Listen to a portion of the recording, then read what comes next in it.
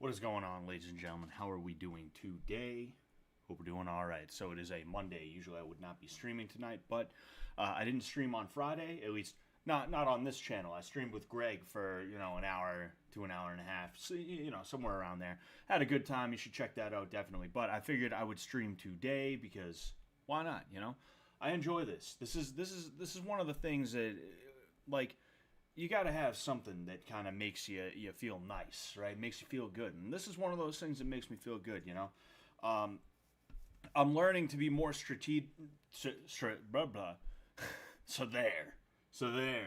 I'm learning to be more strategic with my time and energy and things like that. I kind of went from one extreme to another. I was very much like a lazy person for years, and then something just a switch flipped, and all of a sudden I put aside all the stupid stuff, and I just started plowing forward. Whatever I had to get done, I'd get it done, quick, easy. I started attacking problems as though they were like as though they were ops. Problems are my ops. That's how it is, and because of that, like I have a crazy work ethic, and I'm kind of learning that even though that's good, I think it's better to have a crazy work ethic than to have no work ethic at all or a very small work ethic.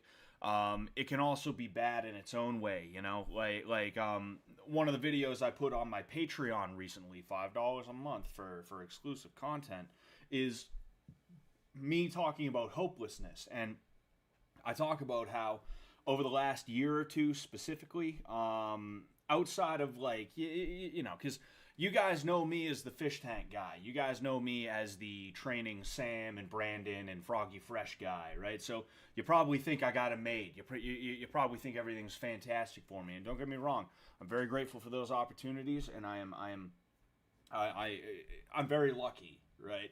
But outside of that, I'm just a regular guy, and this is something I talk about in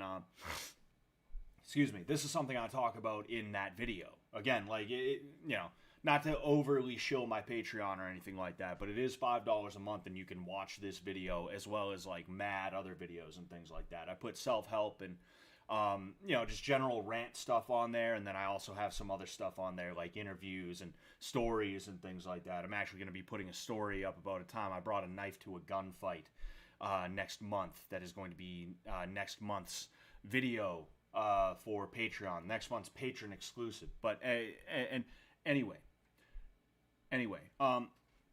outside of that, I'm just a normal guy. I gotta wake up in the morning, go to work. There's people I have to make sure that I keep happy, or else I'm not gonna be able to live inside. I'm gonna be living on the streets, and I haven't 1,000% loved the hell out of all of it. And when I say that, what I really mean, or what I should. Obviously, nobody loves the hell out of every aspect of their life. Well, what I'm trying to say is, it has sucked dealing with a lot of these people and a lot of these situations over the last couple of years. And, because of that, I'm realizing, maybe now is not the time to plow forward with that work ethic in the same way that I was. If you talked to me back in, 2019, 2020, the work that I was doing was actually, progressing me towards something. Excuse me. Jeez, I don't know what it is with my sinuses. When I start talking, they get gunked up and shit like that. It's annoying, and that's why I always have to fucking do that. But back then, if you talked to me, I was headed towards something tangible, and I was making very good progress towards it. But then COVID hit, and then some other things happened, and now I'm kind of in a spot where I'm on a treadmill. I'm spinning my wheels over and over. And I'm realizing that if the work that I'm doing is not going to get me closer to the goal, why the hell am I going to give 110,000% for it? That would be crazy on my part. That would be insane. It would be stupid as hell. And that's something that that's something I ended up talking about. Truth be told, I kind of forgot exactly where I was going with that. I feel like I hit a couple of side tangents that made me forget exactly what the original point of that was. And then in addition to that, it's hard to talk about not feeling that great Because there's always somebody out there who's going to be like, yeah, well, I do this and I do that, and you at least get to do this and that, right? It's hard to not sound like a bitch when you're trying to talk about that stuff, and I'm not talking about it to be like, woe is me, I have it bad, poor me. I'm talking about it because I want to convey a message that, like, hey, like, you have to adapt to the situation that you're in. You have to adapt to the times that you're in, and you just have to keep on going. You gotta keep on keeping on. And if you're feeling hopeless in that way, if you know that the work you're putting in is not getting you the results you need, then you got to find a place to put that work in, where you can make it, well, you can make progress towards whatever your goal is. And that's going to require you to be like, oh, you know what? I don't give a shit about this place. I'm only giving half effort today because that's all I have to spare for this place. I'm talking about like a dumbass like day job or something like that. That's something you have to be ready to do. We're kind of taught, and this is one of those things that this we're kind of taught, that like you have to be this automaton for your job, and I think millennials are kind of breaking out of this, as well as Zoomers, especially Zoomers. But millennials were kind of the first people to break out of this, and it sucks because like when the millennials decided they were going to break out of that I live for work mindset, instead of just like getting hobbies, and instead of just taking a day or two off every now and again. Not because they're sick, but because they're like, fucking whatever, dude. That place, whatever. It ain't going anywhere, right? Instead of doing that, they just decide they started up r/anti-work. That's what they did. Instead of a measured, reasonable, understandable response to that, which is telling your boss, no, I can't come into work on Saturday. Actually, I have something going on. And then when he's like, but we need you, being like, well, I'm sorry, I can't make it. Fucking, instead of being that way, it's like, oh, my boss told me he wants me to come into work on Saturday, so I took a shit in his sandwich. He's eating a shit sandwich right now.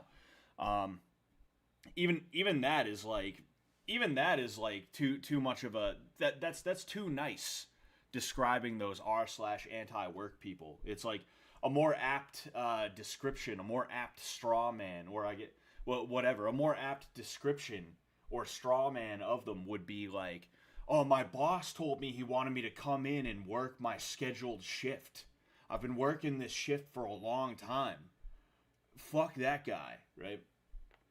But it's crazy, I'm realizing that there's a happy medium though, and I have to hit that happy medium. There's no reason at all to be like, oh man, my job doesn't give a shit about me. They'd work me to suicide if it came down to it. They would work me to the point where I have a gun in my mouth and I'm pulling the trigger right in front of them, and they wouldn't care. They'd just hire a new fucking guy. Well, maybe I shouldn't bother. Right? Maybe I shouldn't give a shit.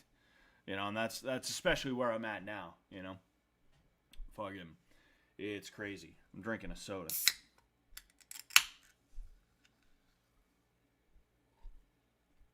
Get those filthy Redditors. What's going on, Lexi? Excuse me. Jeez. But, yeah, I mean, I'm just chilling today, I might play, I just downloaded War of Rights, which is a Civil War game. And I'm not sure if I should test it out before I play it on stream, but I don't know. Maybe we'll test it out on stream, depending on how things go, One thing I will say, though, right, like, on the subject of work ethic, I actually saw a tweet. I tweeted about this earlier, right? In fact, I'll go ahead. Why don't we just take a look at it, Uh-oh. Huh. Okay, that was strange. This is strange. My computer is being kind of fucking weird right now. All right. It froze up for a second. Like everything on both monitors froze for a second. And I was like, what the fuck? What's going on, dude? What is this shit, bro? I hope the stream's okay. Because even this is like, I feel like it's taking a while. I'm waiting for X.com to load up. And then in addition to that, it's like Huh. Okay, that is kind of fucking strange here.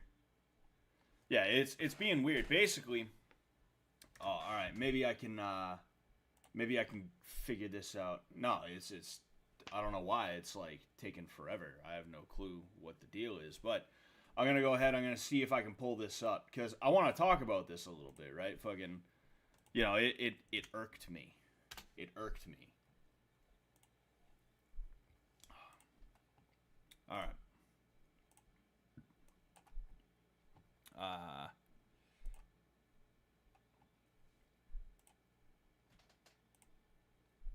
yeah.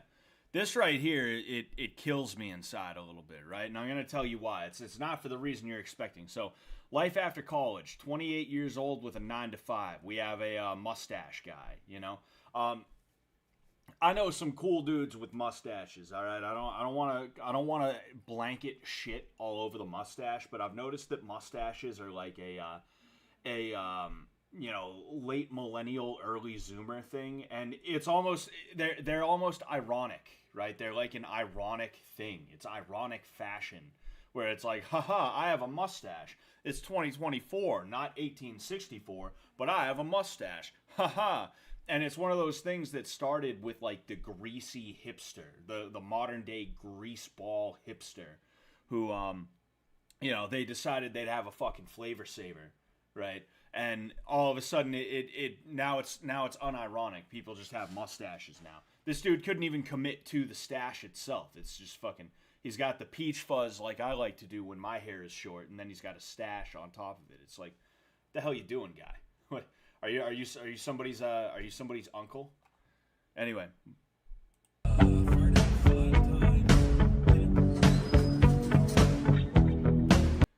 By 9 to 5, I really mean 7 to 4. Poor fucking you. I spend most mornings checking emails and knocking out small items. Again, poor you sitting in a fucking air-conditioned room.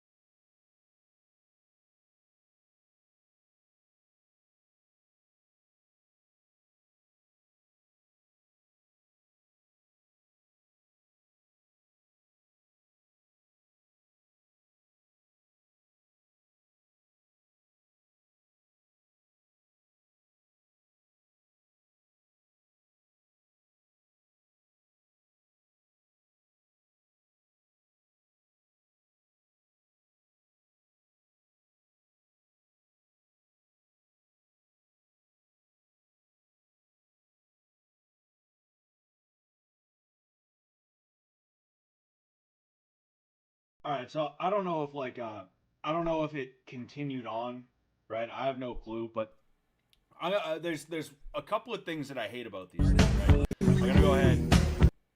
I like how you see, he's so pressed for. I just happened to click on this part, right? He's so pressed for things to show you that he's like, I have to clean up and go back to work. It's like you're telling me you wash your hands, like you washing your hands is that important. You have to show it here. That's like a milestone of your day. All right. Now, this right here, right? This shit right here, okay? This shit right here bothers me, right? The little like pushing the chair in, like there's something melancholic about it, and it's put in there specifically to add to that melancholic feeling. And it's like it's just annoying to me, right? But I'm not even telling you what the issue is. My issue with this guy is that he works from 7 a.m. to 4 p.m., okay? Probably gets up, I would assume, around 6 a.m., right? And he gets out of work. He goes to the store, he works out, and then he spends time with his dog. He's acting like that's like the worst existence ever. He's acting like that is it's like, oh, woe is me. My life is meaningless. My life is meaningless. There's no rhyme or reason to anything I do. I just wake up and I go to work, and then I come home and then I work out. It's like, dude, You have so much time on your hands. You work 8 hours in a day. You have so much fucking time on your hands. Just do something. Fucking get a hobby, bro. Go to an MMA gym. Go rock climbing. Fucking bike riding. Do something. Get into video editing. Fucking I have no sympathy for people like this, and I'm actually working on a video that isn't exactly like 100% about this, but it touches upon something that this dude should really fucking like remember, right, or figure out. It's gonna be called "Adventure Never Came to Anybody," right? This dude has so much time on his hands and he's like bored, and it's like, dude, like go find something fun to do. Go do something. You have all the time in the world to take a hike, to plan a trip, to do anything. Dude, it's insane. The amount of stuff that I do in a day and that I've done in a day. And I'm talking about my work ethic again. Like I have crazy work ethic. I know this, you know? And I know this because I look around and I see a bunch of dudes like this who are like, "Oh, but I work 8 hours a day." And it's like, "Oh, just 8? Just fucking 8? Man, for you, you know?" My last fight, I was working 8 hours a night because I worked overnight shifts. I was training during the day. I was teaching classes while I was training.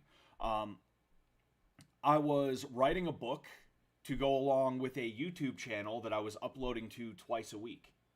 And there was probably more than that too. Oh, and I also was part of a fucking club among like friends of mine and stuff like that. You know, friends of mine started a social club a la What If Alt Hist, right? He does stuff like that too. We tried to get one of those off the ground, failed miserably.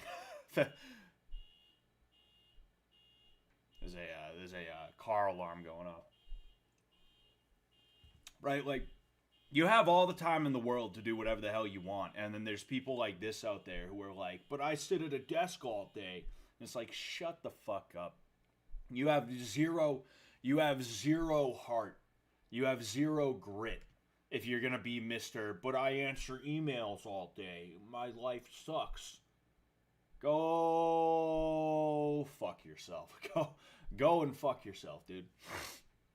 I can't even work out lately. I can't even work out because I have like no time, but I still find a way to do it. Before I did this, I got home with food I picked up on the way home. I rode the bike for, I think, 15 minutes today. I try to ride it between 15 and like 45 minutes every weekday, right? And it's just like, I don't have respect for that. It bothers the hell out of me, you know? You can do whatever the hell you want. You have a lot more time than you think, you know? It's just, if you're gonna be like bitch made, you're gonna think that you have no time, you know?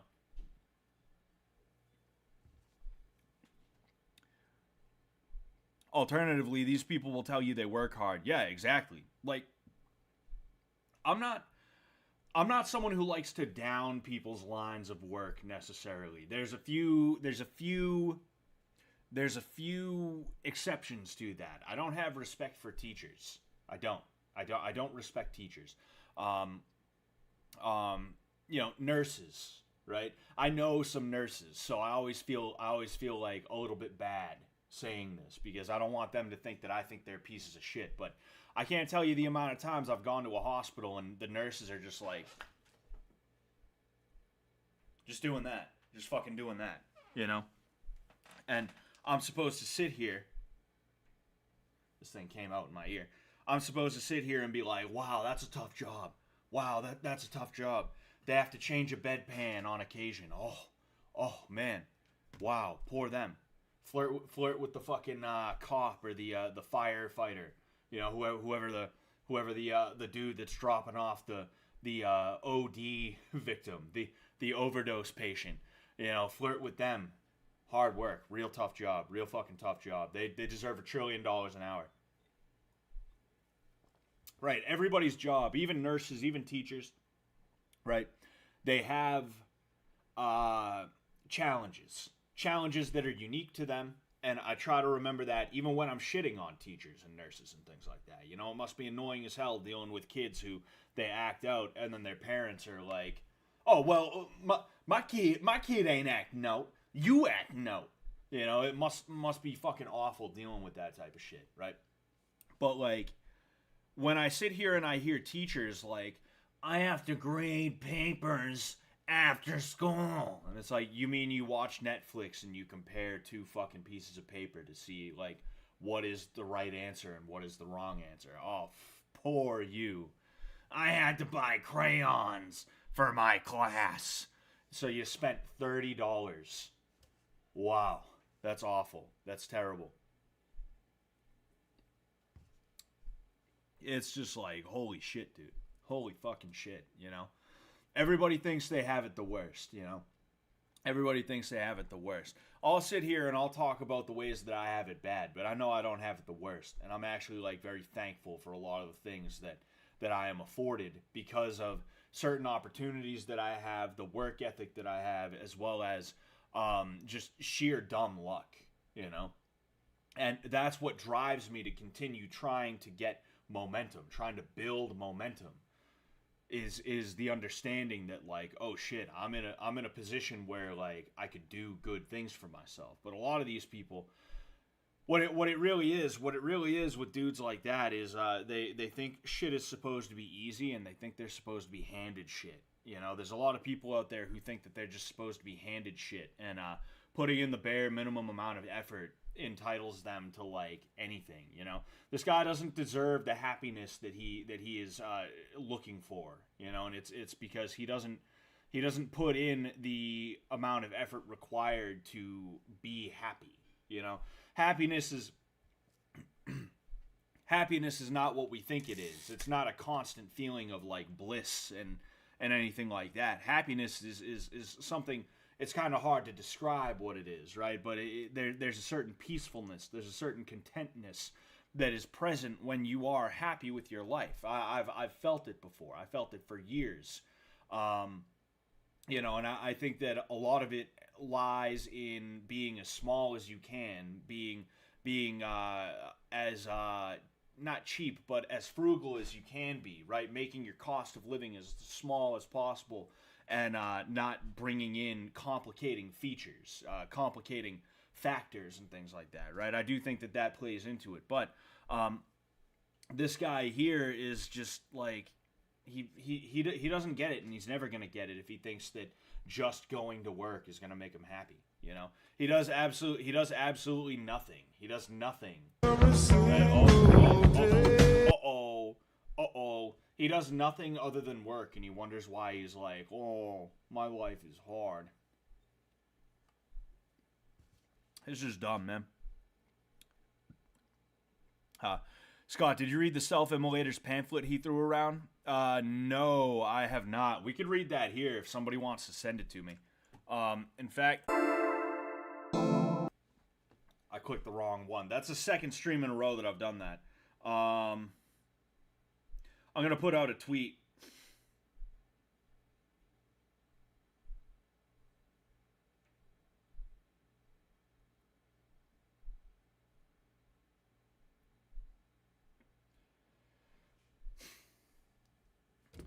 Yeah, if anybody knows where to find that, I'll go ahead and I'll read it on stream, because I feel like that'll be a hoot. I feel like it'll be a holler. All right, and we'll have a good time with it.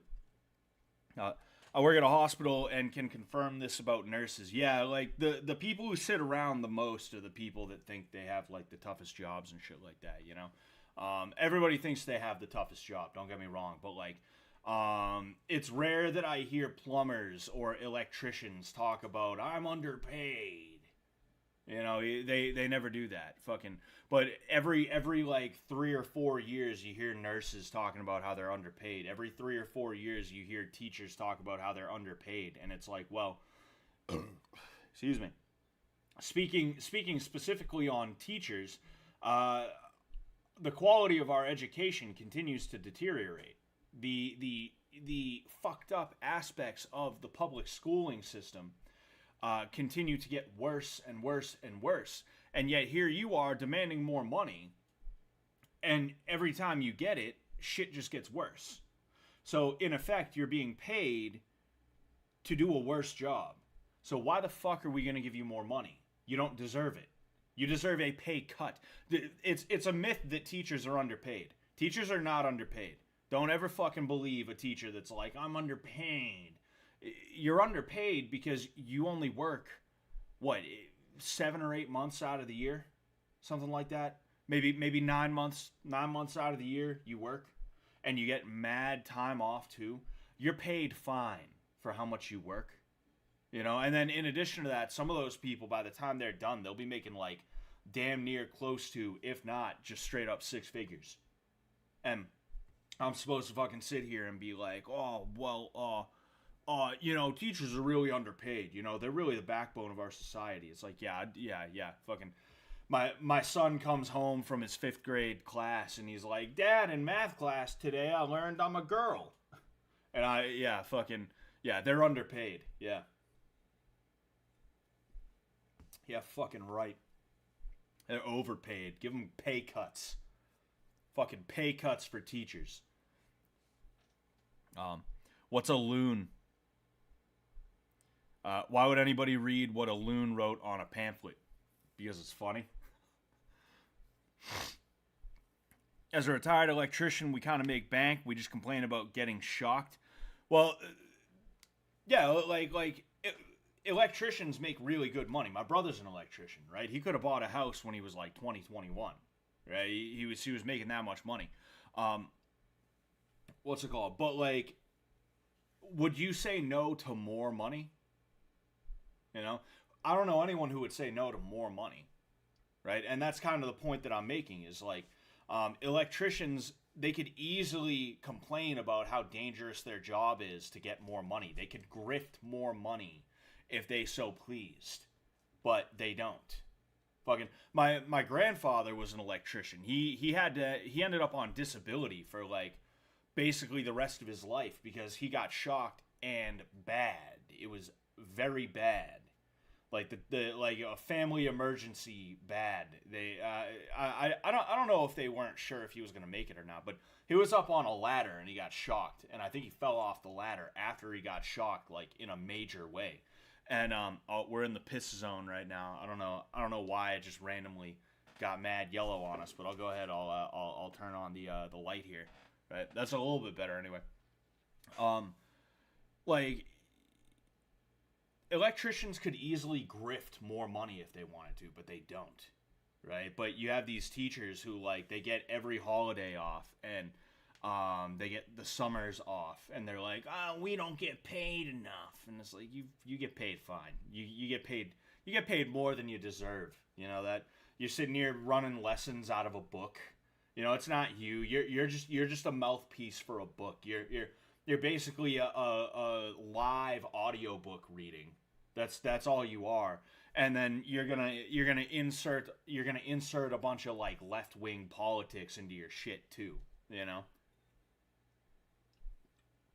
I just remember like my junior year of high school, it was just fucking crazy the amount, because it was like American history. It was like I think it was like American History 2 or something like that, right? I'm pretty sure my sophomore year we did American History. I was in honors American History my sophomore year, but some fucked up shit happened, and you know I couldn't really do as well in school as I normally would, and because of that they were like, nah, we'll just put you back in, you know, regular American History. But it was just crazy because like I can still picture this, right? The dude who taught the class, he was like the JV baseball coach, right? I don't even remember his fucking name. I couldn't tell you, but every single fucking thing we did, he was just racism. And then he fucking, like, I'm trying to remember exactly what he was talking about, but I remember there was one day he's standing up in front of the class and we're all just sitting there and he's like, yeah, then we're going to tell you all about how this happened. And why? Because of good old racism. And he does that. And it's just like, what the fuck? Shut the fuck up, you freak. You fucking freak dickhead. What the fuck is this? you creep. You're a creep, bro. You're a fucking weirdo, you know? It's just like the weirdest shit, the dumbest shit. You know, he tried to stick up for the Black Panthers. You know? It's just like dumb. Teachers are dog shit. You know, teachers are dog shit. They are not good. You don't become a teacher because you're a good person. You become a teacher because you wanted an easy job inside and you wanted to have summers off. That's what happens, right? Same thing with nursing. Fucking, you wanted to you wanted to have an easy job in an air conditioned room, and you know, you wanted to get paid bank for it. That's what it is, you know. What's wrong with racism? It's a natural instinct. I can see why discrimination is an issue, but why racism? I don't know, man. I don't think about that shit. All I know is white privilege is bad. White privilege is bad, is what it is. All right. Okay. We're gonna go ahead. I found or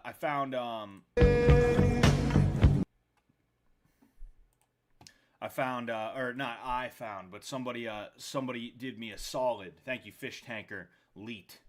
Zach. I didn't realize that was you, Zachary. All right. So we're going to go ahead. Bada bing, bada boom. All right. The True History of the World, Haunted Carnival Edition. Right away, we're hit with the Reddit, right? Right away, we're hit with the Redditism, right? That's like, immediately, he's just like, hey, let's make this into a quirky thing. This is a quirky, funny thing.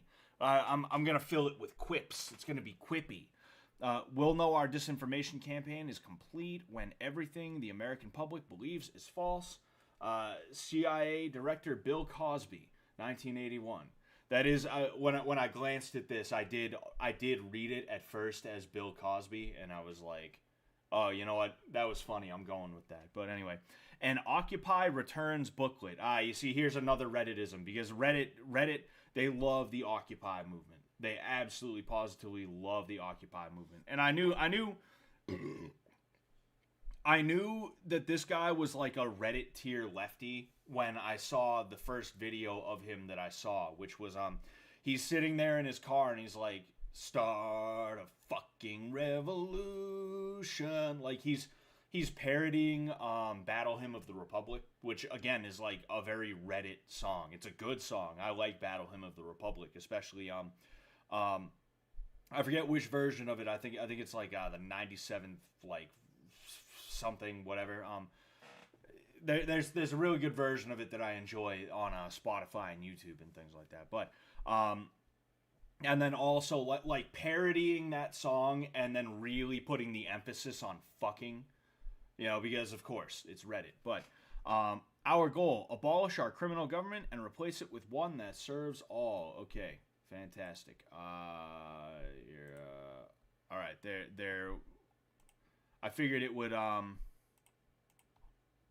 okay. Our story starts with fascism, which is the government of con artists and thieves. Don't take my word for it. Here are Hitler's own words. The size of a lie is a definite factor in causing it to be believed because the vast masses of a nation are more easily deceived than they are consciously and intentionally bad.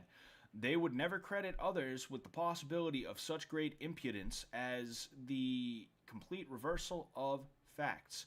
Adolf Hitler, 1923. And, you know, this right here, I'm like, okay, I want to hear this in context, right? Now, obviously, I'm not sticking up for Hortler or anything like that, right? What he did is, like, disgusting. You know, at best, it's disgusting. But, like, this right here, just the tone of it, it doesn't sound like he's sitting there trying to be like, hey, this is how we're going to get our evil bad guy stuff to work. Obviously, he was talking about, like, other people. He was like, look, when it comes to the bad guys, this is how their bad guy stuff works. This is how they're able to get their bad guy stuff to work in the country. And it's because, you know, the size of their lie, you know, play into whether or not it's going to be believed. Because, the masses are, they're more willing to believe lies, right? Clearly that's what this is like in reference to immediately. And I just think it's interesting because there's a lot of these quotes with someone like Hitler, and it's like, it's just a weird thing, if you're the good guy, why are you misquoting the bad guy in a way that is meant to like make him look worse than he is? I mean, the dude killed like millions of people, right? Like, you need to lie about him too. Like, what's the deal? Right away I'm just like, I want to know what the context of this is, right? um it's a totalitarian lie, and fascist leaders knew it. They used propaganda to shout lies so loudly over and over again that the masses believe them. They are your enemy, which is why you must give us all the power. The fascist lies. This is a direct quote from Hitler right after he said this one, I'm sure. Look at how rotten and violent your neighbors have become. We need a strong dictator to make things right, says the power-hungry fascist. The enemy of a fascist state isn't the most oppressed groups, it's the entire public. That is true, and that's something that the left is. They think they can use those quote unquote oppressed groups to try and overthrow everything, but that's not going to work. At best, what's going to happen is every 5 to 10 years, there's going to be another 2020. There's going to be another race riot where the masses are like, "Yo, what the fuck is going on in the city? What the hell is those guys' problems?" Anyway, I'm gonna continue on with my life. It's real easy to ignore shit like that. And there's no way they could bring it into the suburbs. It would not work out the way that they would like for it to work out. It can only work in major metropolitan areas where there's going to be like a weird mayor, and the cops are going to be pussies and things like that. But anyway, they're sold the lies that democracy must be overruled, that they must embrace the fascists' violence and total control for their own good. The leaders steal the public's lives and livelihoods, their meaning and purpose, as they shout lies in all directions. You see, this guy desperately, like whether you agree or disagree with what he has to say, this guy just desperately wants to he wants to feel like he is a modern day Marx or a modern day he wants to be a modern day Evola or something like that, right? Maybe Evola is a bad one, but like the way this guy writes it reminds me of Evola to a degree. I don't know why. It's just there's a lot less occult shit, and there's a lot less big words and things like that, But anyway, a fascist state then is a totalitarian cult. They flip morality on its head, control the flow of information, and tell the public they have no choice but to submit to their charismatic leaders who are bleeding them dry. And then there's a one here. There's a footnote. I have no idea where that footnote is going to come into play. I'm interested in that. There were many con artists and thieves who quite liked fascism because it made them ungodly rich. They were the industrialists who profited off of the war machines, the media empires who used propaganda for theft, and, as the quote on the cover suggests, the Central Intelligence Agency. It's like I'm hoping this gets better. I'm hoping this gets more entertaining, because right now it's just like, okay, like you're setting the stage for something. I don't know what it is. What are you setting the stage for? Like this is all entry level shit, by the way. This is all shit that you see. This is entry level shit. Everybody knows that about all of these like concepts and these phenomena and things like that, right? And that's why when someone is like, you see, conspiracy theories are ridiculous, because it implies that a large group of people are capable of keeping secrets. And it's like, one, they're a lot more capable of keeping secrets than you realize they are. Two, they don't have to keep the secrets, okay? Fucking Epstein got outed. And it was very clear who was on the flight logs and things like that. And yet, nothing was done about it. It doesn't matter if a secret gets out, so long as, one, the people who got it out aren't around anymore. They get taken care of. And two, so long as the people who learn about it are left spinning their wheels. And sure enough, what happened with Epstein? Oh, Epstein didn't kill himself. Tee hee, ho ho ho ho. It turned into a meme where everybody was using it to signal that they were part of the club. That's what it was. That's all it ended up being at the end of the day. And that's all this is just some shithead who like lit himself on fire trying to virtue signal that he's part of the club, that he's one of the people who woke up. He's one of the people who woke. He's awake. He's awake.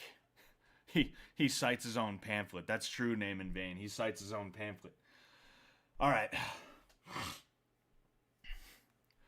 World War II and the Holocaust showed the world just how horrific fascism was, slaughtering its own people in death camps and on battlefields.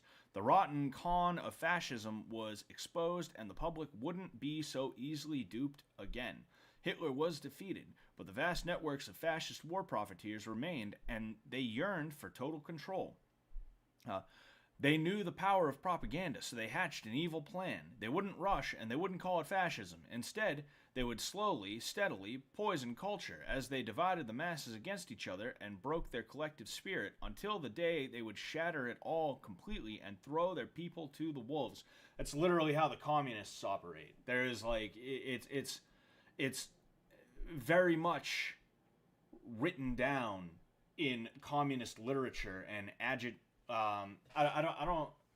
don't know if agitprop is the proper word for it, but like organizing literature, agitation literature, I guess you could call it, right? It's just funny. This is one of those classic things where it's like we're gonna accuse our enemy of doing it, and I'm not saying that like fascism is cool. I'm not a fascist myself. I'm a libertarian, if anything. I don't talk about my politics that much, but we just happen to be reading about politics right now, so I'll let you in on that secret. All right, it's just funny to me that I'm sitting here watching these like communists do that exact shit right now. I could fucking looking around, I could point out like, oh yeah, there it is, and there it is, and there it is, and there it is, and there it is, and here's this guy who lit himself on fire like a fucking dummy, trying to accuse the edgy boys of doing it.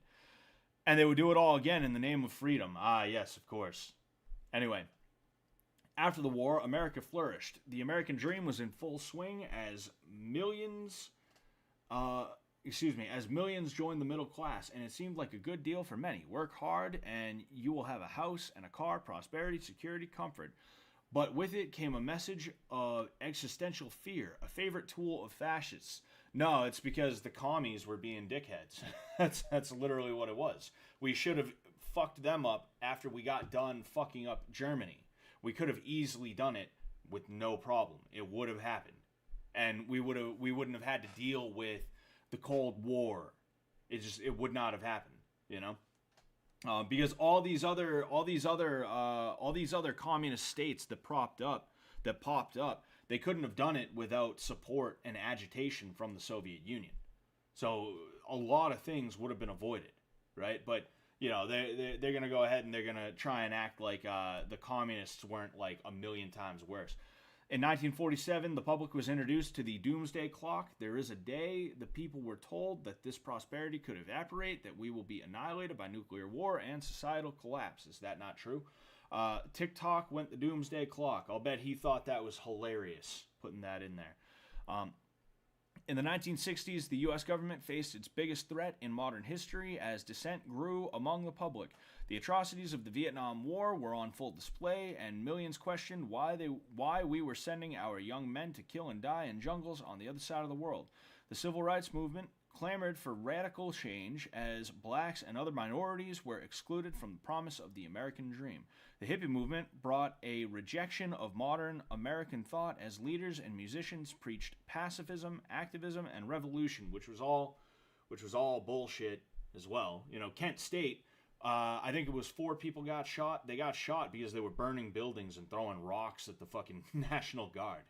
I hate saying fuck around and find out because that's like a soy boy thing nowadays, but like they fucked around and they found out. The government assassinated leaders, but they knew that wouldn't be enough. They couldn't just kill people. They needed to kill ideas. Oh, and here we go with the Occupy shit again. V for Vendetta over here. To stop the threat of a united public, they turned to the fascists' greatest weapon, propaganda. As they ravaged the counterculture movements with drugs, they formed and popularized bands of their own to quell dissent. There was the Grateful Dead, as Jerry Garcia said. We're not thinking about any kind of struggles. We're not thinking about revolution or war or any of that. Stop with all this radical thought and enjoy the ride, they insisted.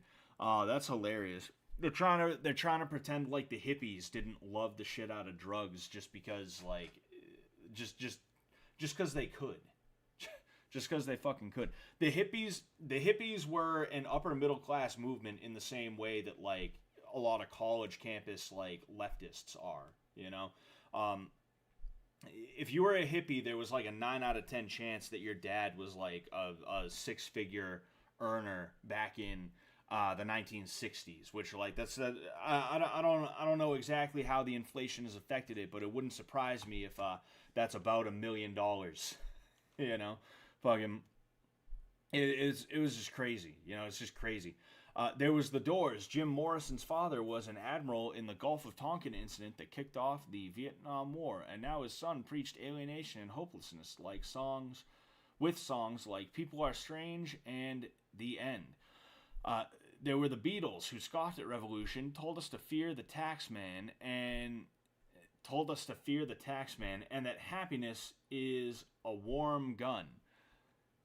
As the public cheered, they had no idea the purpose of all this was not to entertain, but to slowly steer them away from hope and activism towards something much more sinister. Much more sinister, like what, in the 1970s with the leftist militias and things like that existed in the United States that bombed multiple people and killed multiple innocent people, like that. That happened, by the way. Look up the Symbionese Liberation Army. Look up the Weather Underground. Look up. There's a few more, but the Symbionese Liberation Army was funny to me because they actually they kidnapped the daughter of a newspaper mogul.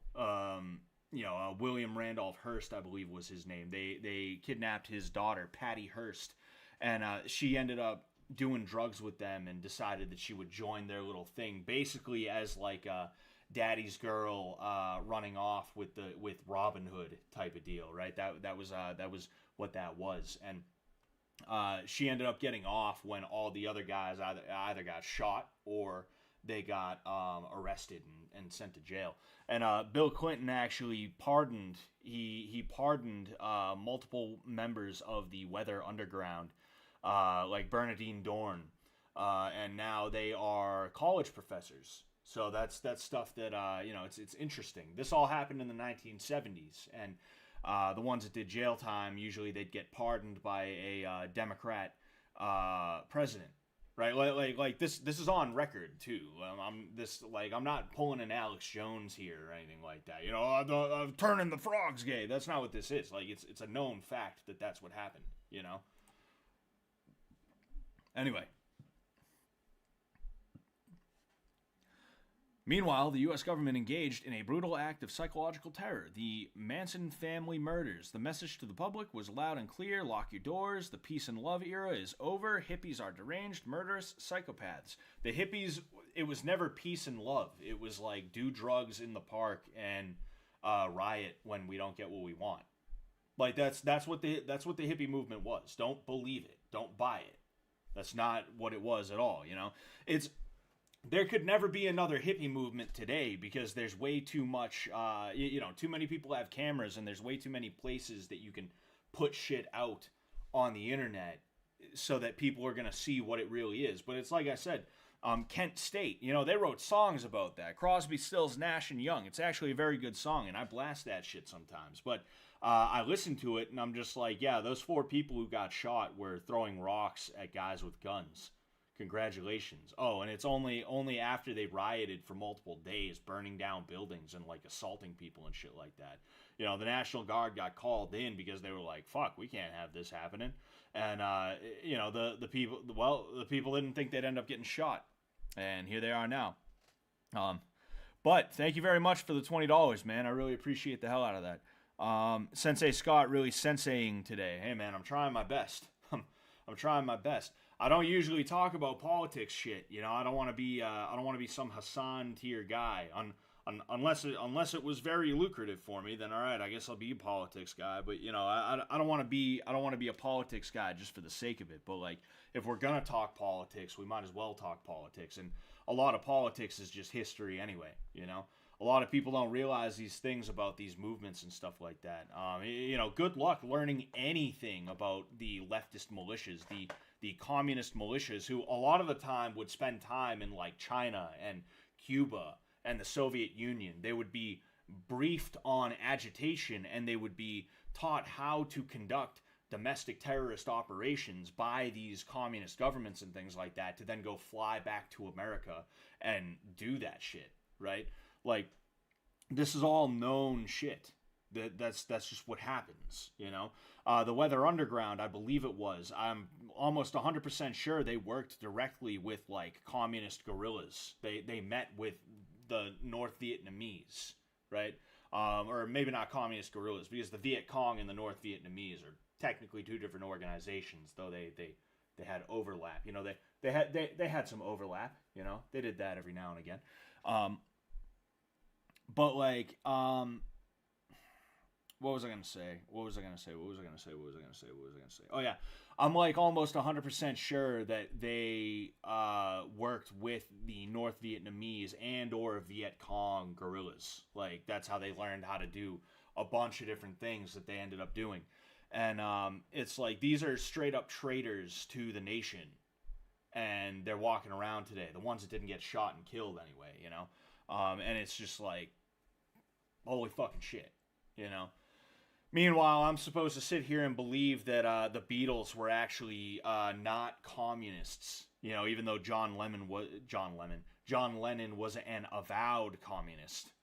You know, Imagine was literally supposed to be like a Workers of the World Unite anthem, and it is to a lot of people even to this day. You know, like I'm supposed to believe because the Reddit pyro, right? The Reddit self-immolator said so. I'm supposed to believe that. Meanwhile, like, everything points to the exact opposite of that shit. You know.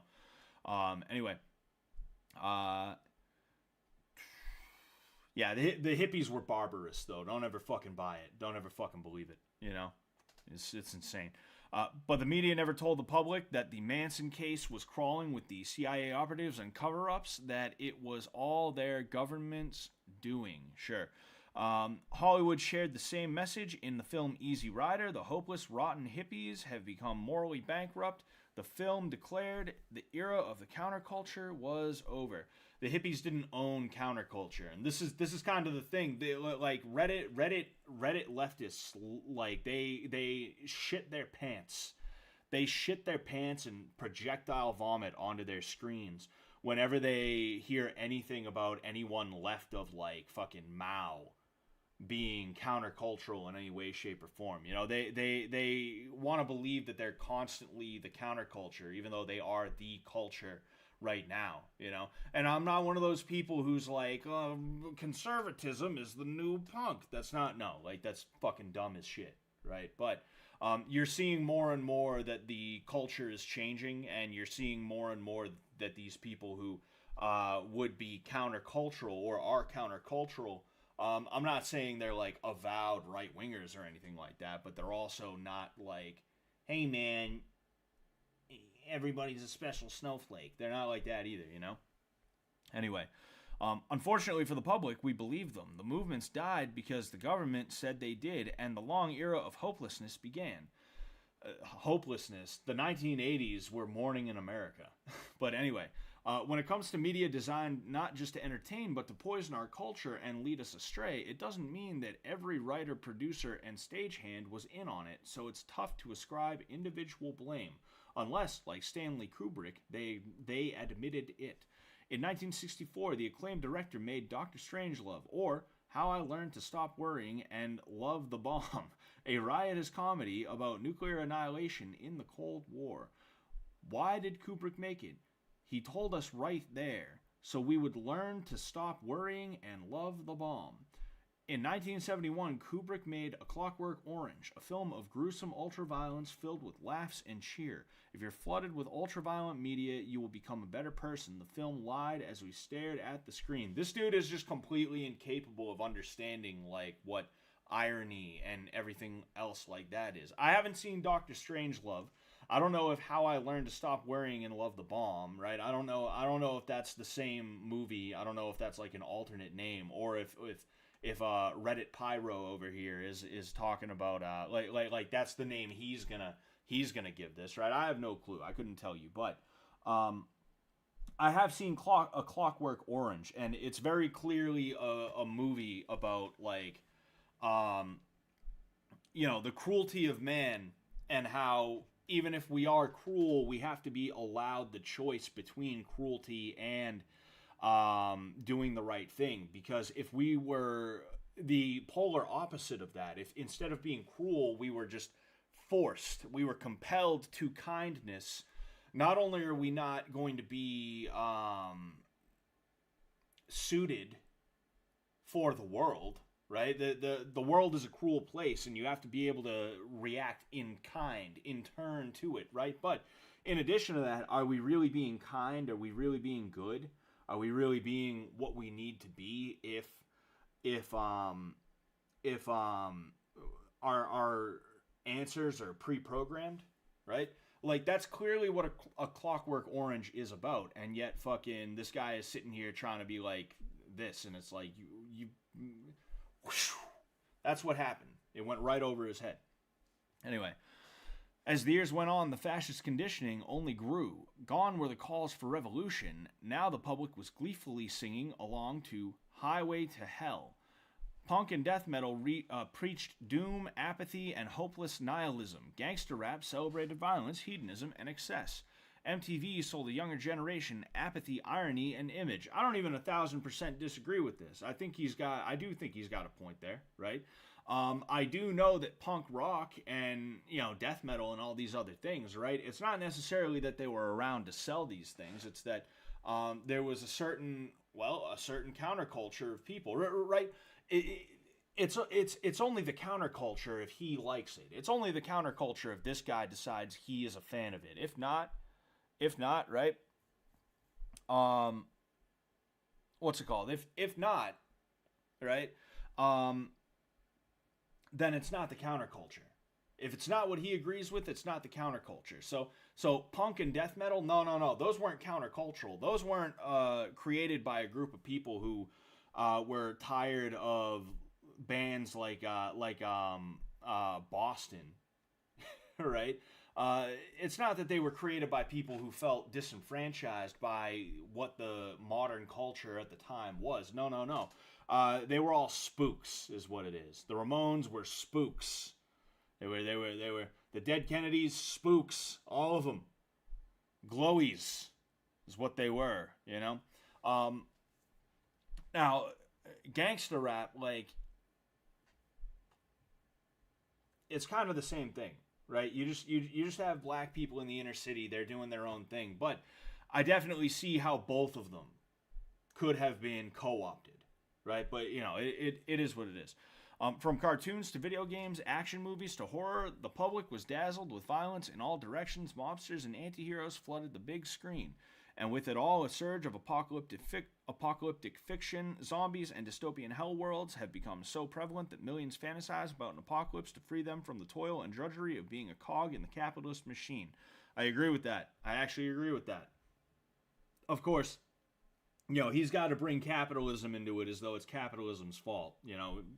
Reddit, right? Reddit. But that is one thing that you see a lot of is people who, like, instead of losing weight, they think it would be better that war comes to them, right? Instead of just like going to the gym and getting a haircut and showering every day and like learning a skill and not being like a fucking weird creep and things like that. Instead of doing that, they think that getting invaded by China is gonna be the way that they get their life turned around. Like you literally see that attitude in a lot of people. And I I do like that he's calling that out, because that's something that I've noticed too. Is that, like, again, like you have these people who they can't talk to girls, so instead of learning how to talk to girls, they think things are going to be better if society collapses. It's like, shit, man. Good fucking luck, you know? Anyway, like frogs in water coming to a boil, the public didn't notice the rotten truth behind the illusion of freedom. Do you see what's behind the curtain yet? No, why don't you fucking tell us in less than 9 pages, dude? Things escalated wildly in 1988 when former CIA Director George H.W. Bush became president. Now the secret fascists had the keys to the kingdom, and we haven't had a fair presidential election since.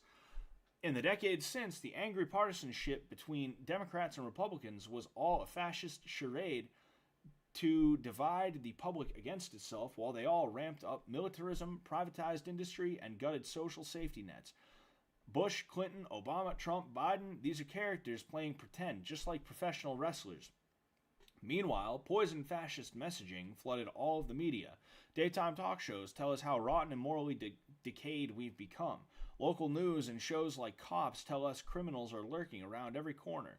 Reality TV sells us hedonism, excess, and interpersonal strife. Who fucking watches TV anymore? Nobody watches TV, dickhead. Shows like Ancient Aliens misguided us with nonsense conspiracies, intentional dumbing down the public. So, it's supposed to be intentionally, okay, intentionally dumbing down the public so we don't realize that financial criminals are steering the ship. Yeah, because everybody watches Ancient Aliens and is like, dude, that's real. No, Ancient Aliens has always been a joke. People have always laughed at Ancient Aliens, right? And then we got the internet with its revolutionary promises of free and open communication, like the American dream before it. It seemed like a good deal. But our secret fascists held all the power, and this became the greatest tool to achieve the CIA's disinformation campaign. They used the internet to create post-truth America. Through a steady monopolization of social media, they segmented the public into partisan bubbles. They addicted us to binge watching and doom scrolling, while they used influencers, algorithms, and troll farms to make sure we saw the same messages over and over again. We are hopeless, we are angry, we are divided, we are rotten, and we are doomed. Alright, man, like, I agree. Like, I agree with what he's saying. Yeah, he's correct, but we're on page 7 right now, and so far he's just fucking... what's your solution, man? Get to it, bro. They used memes to reduce our discourse so we would all repeat what they had given us. All we could do with this unprecedented new technology was mock the other tribes, embrace apathy, parrot nonsense conspiracy theories, and have a cathartic laugh at how awful our circumstances had become. This is fine, we said as the world burned around us. There is one theft tool that our fascist elites have embraced more than any other, the Ponzi scheme. In a Ponzi scheme, con artists use smoke and mirrors to pretend that a fake investment is a real one. It's been a favorite out of the Ivy League schools and Silicon Valley. This network of criminals built so many Ponzi schemes that they threw us into recessions. The dot-com bubble by all design. They promised investors these new websites would take off, but they just pocketed the money instead. The Great Recession all planned, the product of the Ponzi factories our billionaires had built, fueled by things like offshore drilling that victims will never see, and fake fantastical science breakthroughs, like Jeffrey Epstein's program for evolutionary dynamics at Harvard and Elizabeth Holmes' Theranos at Stanford. The Great Recession was due to fucking real estate. It was due to real estate. I don't know. Like, I'm not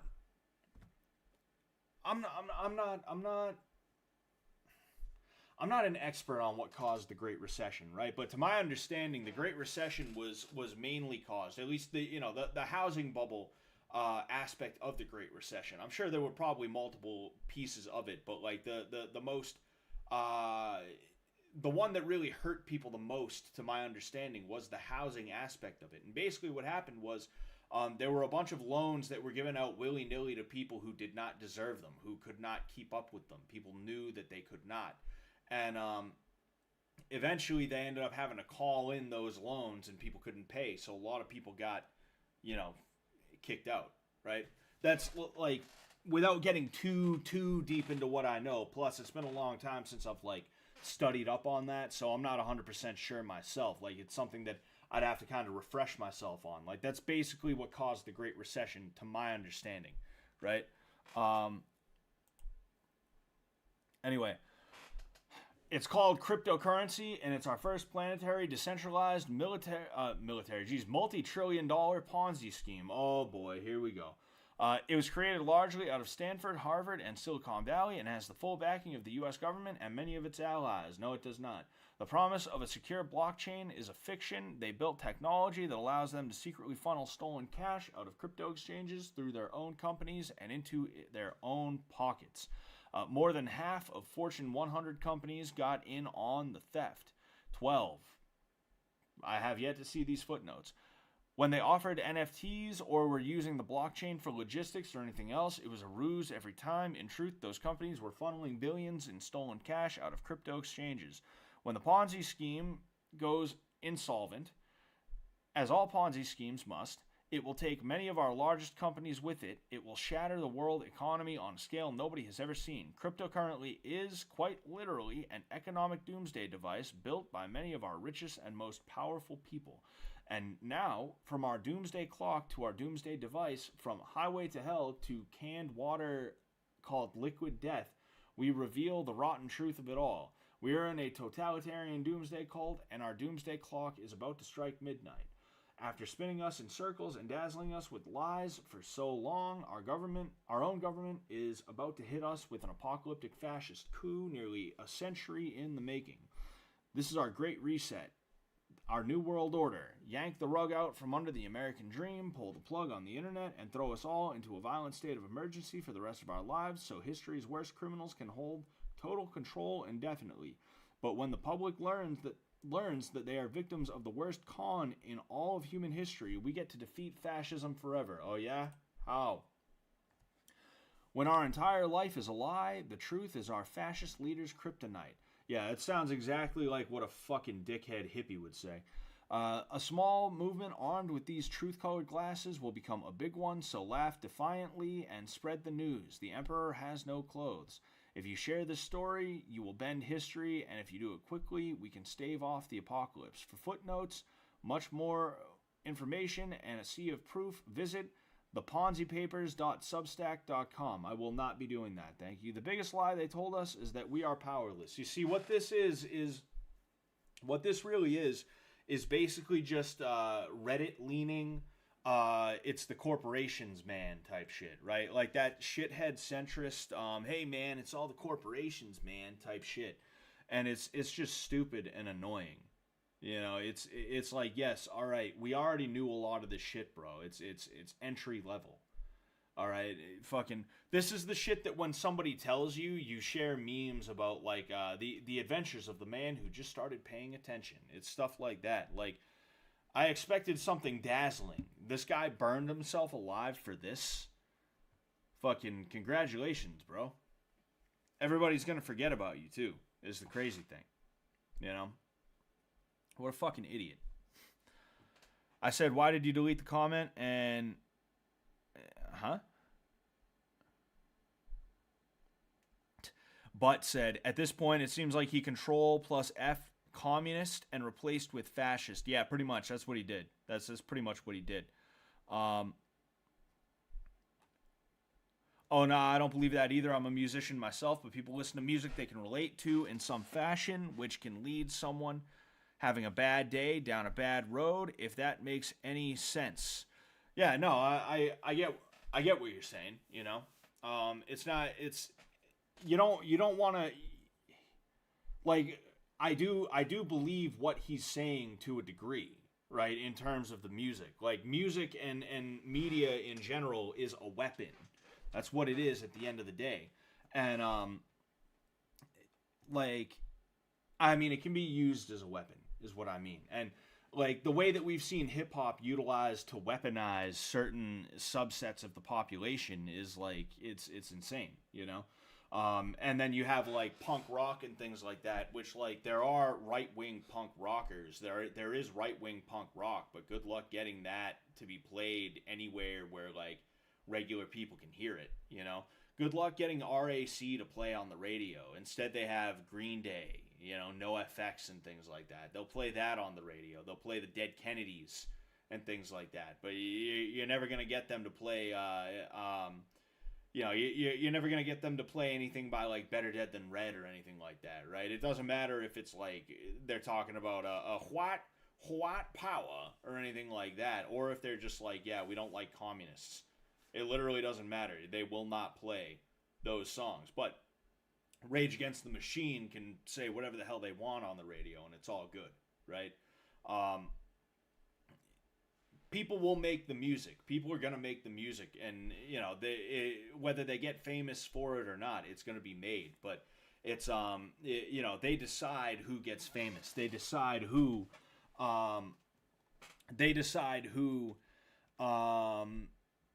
you're going to get to be influenced by is what they do, you know.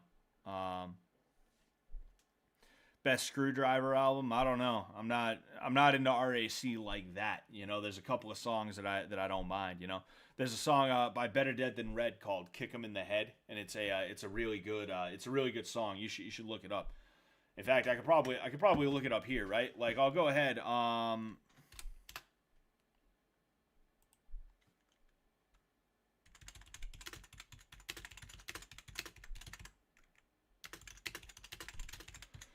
I'll go ahead and I'll play it, right? Because, I mean, these guys don't have the infrastructure to fucking, you know, copyright claim me, I'm sure. But thank you for the $5. Dude, thank you so much, man. You already donated once today. I really appreciate it. Thank you, man. Scott, do you reckon he actually is read and based pilled, but tweaked his writings so that soy boys will read it, replacing good words with bad words, etc.? Probably not. Probably not. You know, it's like I said, like the things that he's talking about. I mean, like also, people don't like the hippies. You know, people don't like the hippies. If you don't like the hippies, fucking, what's it called? If you don't like the hippies, you're not gonna push people to like listen to the hippies.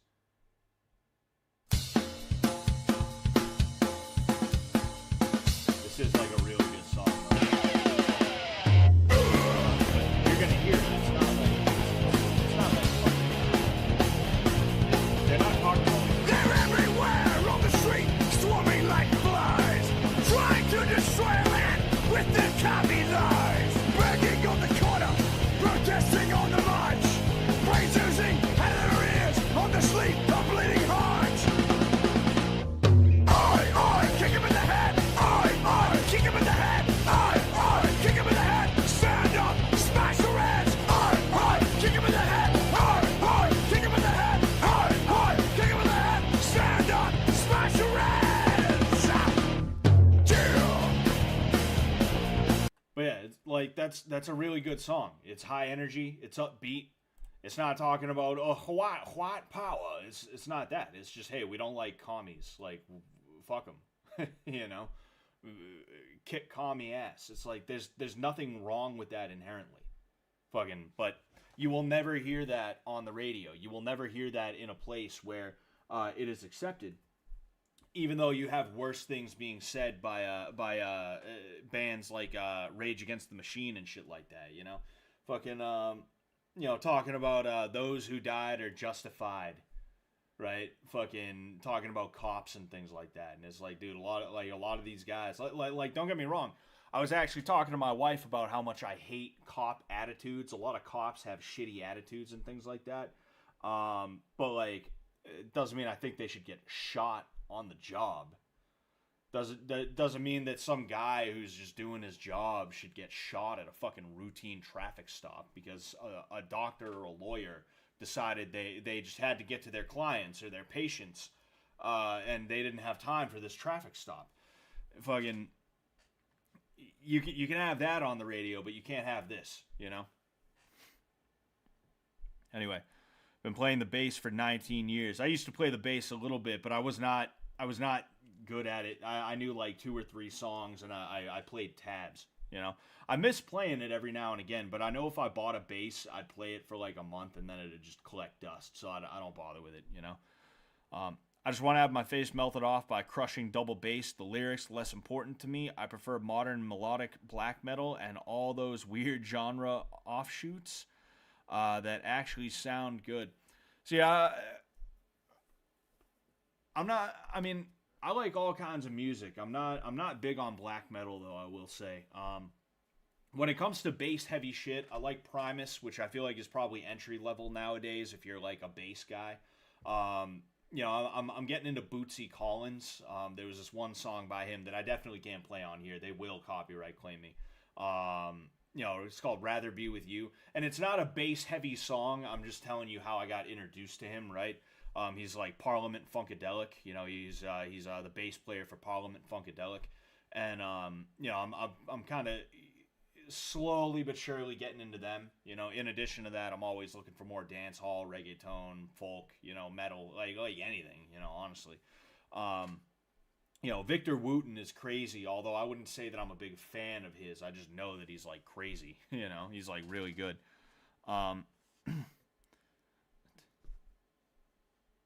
Fish Tank Bank gets paid in fish coins. What's it called? I'm jaded, but it always baffles me to see anti-capitalism commodified in such a mainstream way. Yeah, it's funny. It's funny as hell, and if you're smart, you'll try and make money off it, you know? If I had the infrastructure to be able to do so, I would like 110% start printing Che Guevara t-shirts, assuming I had the right to do so. You know, I would...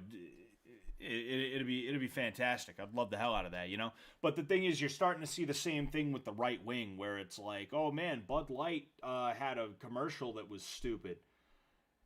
Buy our beer. It's right-wing beer. And it's like, you see, they're just trying to commodify the counterculture is what they're doing. You know, that's what all these right-wing, red, white, and blue, pro-America, Black Rifle Coffee tier brands are.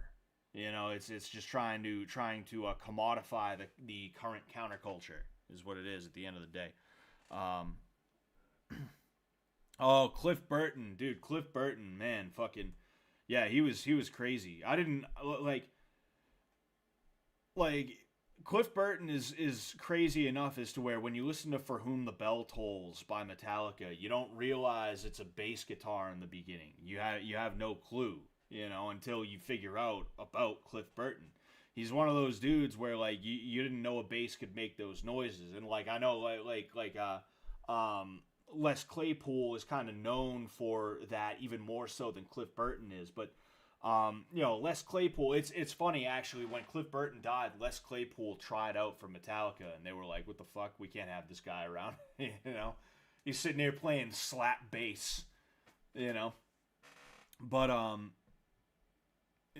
shoot, what's it called? But yeah, like there's just something about Cliff Burton, you know, something about what he was able to do with the bass, even though I mean, it worked very well for thrash metal, you know, very outside the box for rock and roll type music and stuff like that, and he made it work very well for thrash metal, you know. Les Claypool is the kind of guy you could not have in a band that is not fronted by Les Claypool, because there's no way in hell you could do anything other than build songs around his style of bass. But Cliff Burton specifically was like, yo, like, I'm going to have my style, but it's going to meld into, fucking Kirk and, everybody else in the band, right? You know, it's really cool. It's really cool. I'm not like a big musician guy, right? I love the hell out of music. But like, I'm not some Anthony Fantano tier guy, and I'm also not like explicitly musically talented or anything like that. I like to sing in the car, right? And I actually try to sing in the car. I'm not just like singing like, you know, out of tune, not giving a shit. I try to find ways to make my voice better. I'm not going to sing for you guys either, but I'm not like specifically musically talented or anything like that, you know, but it's fun to kind of ponder these things, you know. It's fun to kind of form your understanding of them, you know. Scott, you got mad knowledge on a surprising amount of topics. I respect it. Thank you, man. Yeah, I mean, I don't know. Like, there's just I'm able to make connections, right? Like, they aren't up anymore. I think it's not even that they're not up. If you're a member of Sam and Nick's Perfect Clips, if you're a member of that channel, you can check out, I believe it was the 3rd Sam and Nick After Dark episode. If not, it was the 4th. But we did a trivia thing. We did a Jeopardy episode, right? And I just kept getting mad questions. And it's because, like, the second I hear a word, I just immediately explode. Like, inside my head, it's just like connection after connection after connection after connection. And that's why I'm able to talk the way that I am, where I'll start off talking about this one thing, then I'll move on to this, then I'll move on to that, then I'll move on to this, then I'll move on to that. And then eventually, after everybody forgot about the first thing that I talk about, I'll wrap back around to that first thing that I was talking about. And people will be like, what the fuck? Like, I'm just very good at making connections inside of my head, you know? And that's why, like, I'm able to know about all this shit, is because, like, the second I hear Cliff Burton, I think, oh yes, For Whom the Bell Tolls. That was a very good song. And, you know, I remember hearing it when I was a kid, not knowing that that was the bass guitar. And I think that really speaks to his ability to meld with Metallica's sound, as opposed to what would have happened if Les Claypool was accepted into Metallica, where it would have been fucking, you know, it would have been Kirk and James just fucking hitting crazy guitar solos with Les in the background, like, it actually would have, I'm curious to hear how that would have sounded, right? But it probably would have sounded, like, terrible, you know? And actually, Les Claypool, every now and again, he I don't think he plays the whole song. I think when he's just messing around on stage, he'll play the intro to Master of Puppets on his bass, and it actually sounds fun, you know? What was I going to say? It's called rambling. Yeah, I do ramble, you know? Many adults have autism from childhood they weren't diagnosed with. Doesn't make you special, Scott. Autism isn't real. Autism isn't fucking real. You probably just grew up in an abusive household. That's just the truth, honestly. Like, I'm socially awkward, not because like I have some weird thing missing in my head or anything like that, but because I grew up getting screamed at constantly whenever there was any kind of individuality or, like, opinion that I was expressing, you know? My dad literally told me I was not allowed to show emotion. And then whenever I would go out into the neighborhood or anything like that, you know, I'd get, like, fucked with by these dweebs, you know. I grew up in a neighborhood full of dweebs who, like, they'd go to school and they'd get bullied. And I think there was probably something about me that reminded them of the kids that they got bullied by, because I was always really good at sports and things like that, you know. And they probably were like, oh, we'll fuck with this kid, you know. Your early years are extremely, extremely important. And there's a lot of people out there who their early years are fucked up. And because of that, they have to dig themselves out of that, right? And unfortunately, there's a lot of people out there who never dig themselves out of that. And what tends to happen with those people is they get told that they're autistic or they're bipolar or they're depressed or they're whatever. And because of that, they just accept that and they never bother to try and get better. And because of that, they never get better. Bottom line, you know, it is what it is. Excuse me. But yeah, when I say autism isn't real, I don't necessarily mean that it's completely and totally made up. Like, you know, I actually do have a family member with autism. He's like, it's not that he's nonverbal. He's just, you can tell he's very developmentally delayed. You know, there is something different about him. And, excuse me. He's a really good kid. I love the hell out of him. You know, I'm always happy to see him at the family functions and things like that. But, you know, to sit here and be like, oh, you're a little socially awkward because you got, because you had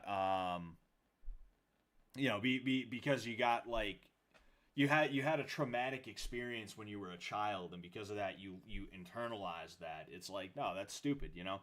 That doesn't allow people to grow. It doesn't allow people to get better at anything, you know? Shit's stupid. My brother started displaying symptoms at like age 3. Nah, not the kind of shit that people are trying to not the type of shit that people are trying to say everybody has nowadays. And like the psych field is even walking shit back. They even were like, oh, like not everybody has autism that we originally said. They're like slowly admitting that they have actually like greatly overestimated the amount of people who have autism, you know?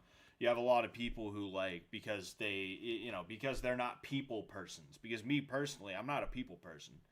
You know, I'm very I'm not always itching to be around people. In fact, I'd rather not be around people. That alone will make somebody sit there and be like, oh, I don't know, maybe he's got something up with him. And it's like, maybe he's just not your cup of tea. You know? It's just like really weird, you know? Get epilepsy, you get more money.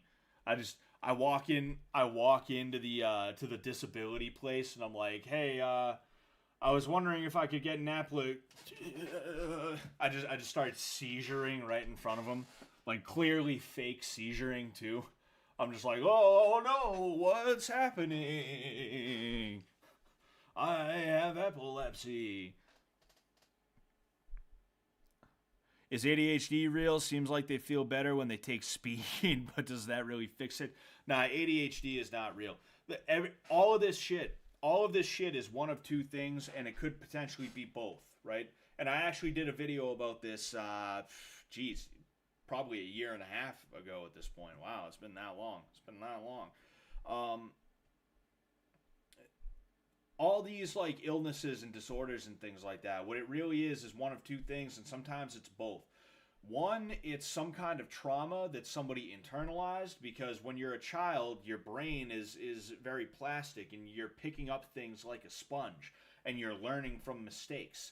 If you get spanked because you spoke during a movie, you're probably never going to speak during a movie again. If you get spanked because you spoke in the car, you're probably never going to speak in the car again. Eventually, you get spanked because you spoke, like, you get spanked one too many times, or you get screamed at or punished one too many times for the same kind of behavior, and you're going to internalize the idea that, okay, maybe I'm not supposed to talk ever. Maybe I just shouldn't ever speak to anybody about anything. Maybe I shouldn't speak unless I'm spoken to, right? That's the type of thing that will happen. And again, when you get people like this, they tend to be labeled as autistic when really what they are is just traumatized by something that happened to them. And this isn't something where it's like, you need to heal. No, you need to get over it is what you got to do. And, you got to take all the time you need to get over it, but also you got to get over it. That's just the way that it is, right? Either that, or it was essentially the opposite of it, where you had a bad habit. There was something that you did that was not, it was antisocial in some way, shape, or form, and you never got punished for it ever. And because of that, you internalized the idea that it's perfectly okay. And that's what happened with somebody at my gym recently, in my opinion. I don't want to talk mad shit, right? Actually, no, I won't even talk about, because something similar happened with somebody else once that I can talk about. There was this kid, right? We'll say his name was Bob. I won't use real names, even though he hasn't been to the gym in like 2 or more years at this point.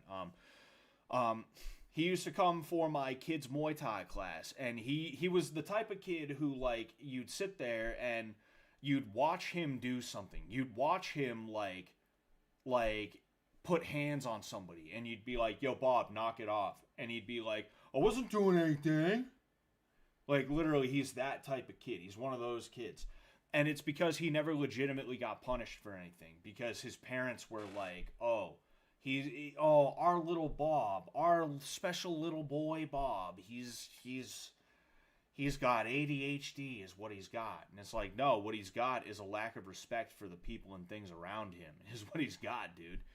That's what your little Bob has got, and you never taught him that.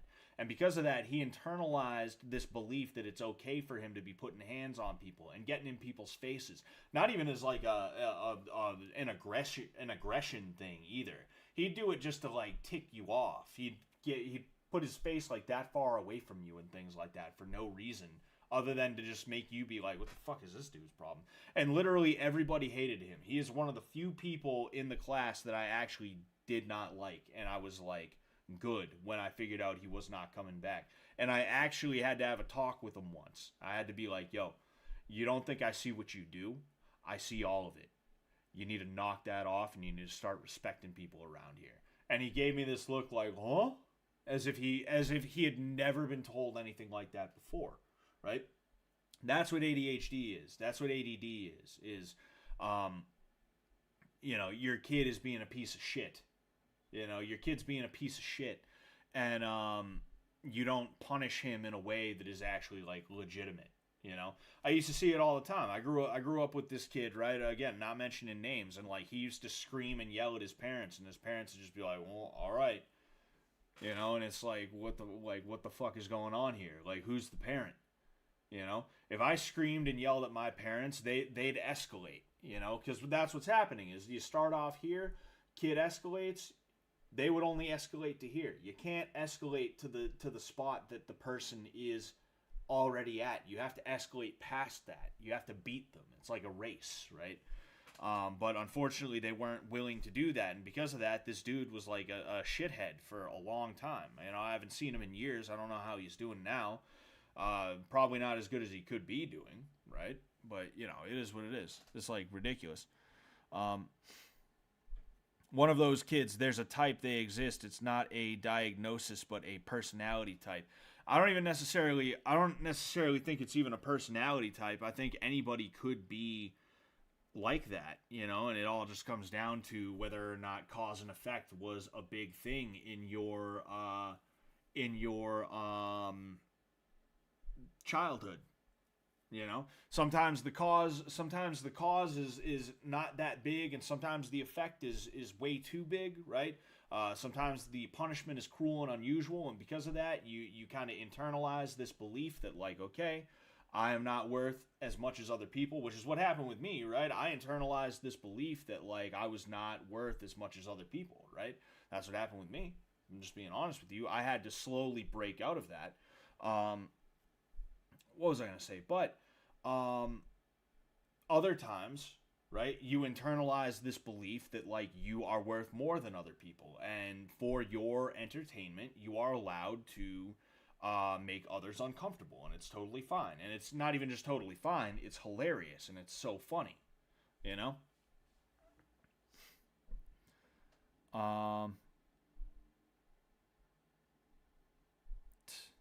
Ben said, "Oh, dude, I just got here. Look up r/fuck cars." Maybe we'll do that some other time. I'm not exactly sure.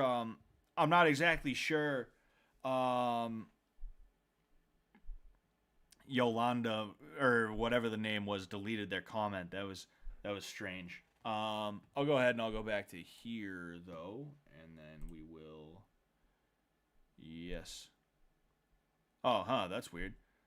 Oh yeah, Yolanda Tepe. Why'd you delete your comment, Yolanda? What are you hiding from me? What are you hiding from me, Yolanda? What is it?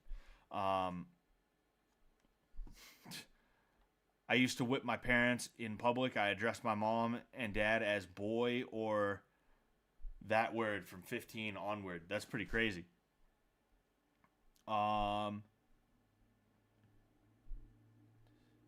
Based Ecuadorian. Certainly makes it annoying for individuals with real issues, born with a hole in my heart and would stop breathing, many head injuries growing up, and extremely questionable upbringing. All good though. Damn. Hope you're alright, Brandon. Hope you're as alright as you can be, at least. Hope you're as alright as you can be.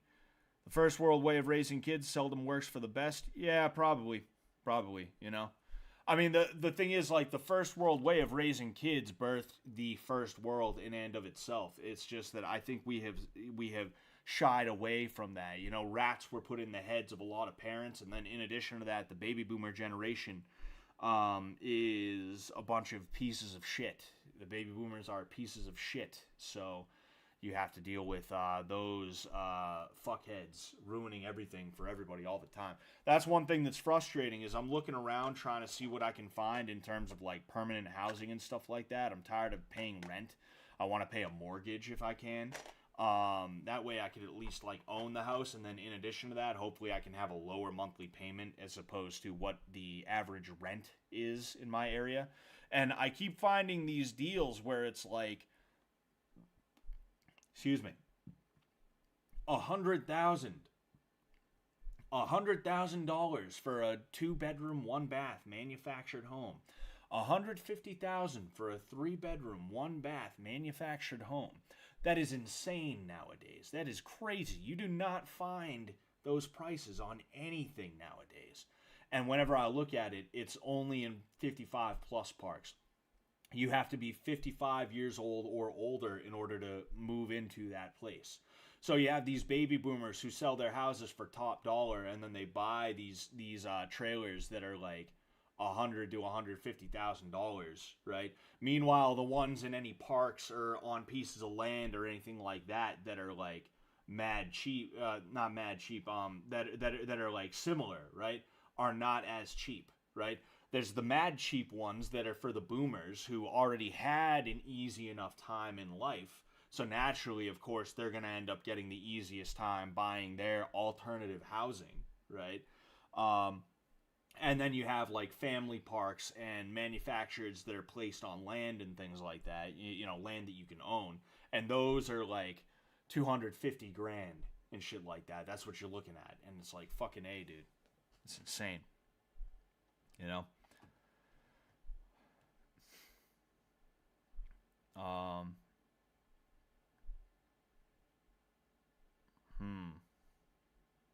All right, you know what? I'm thinking I'll play some AoE. I was gonna try War of Rights, but I want to play some video games. I do got to get to bed on the sooner side. We're gonna play some AoE. I'll keep reading chat and stuff like that, you know. All right.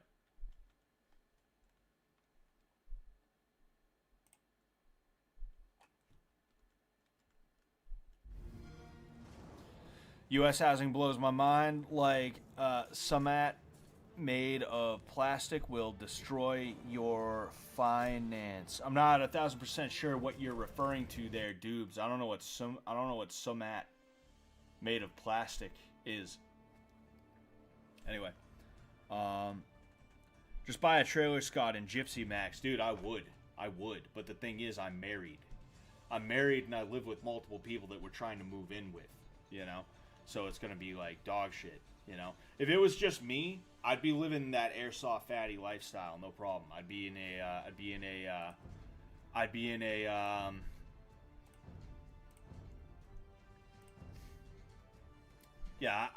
tiny home. I'd be in a home that's like, not even a tiny home.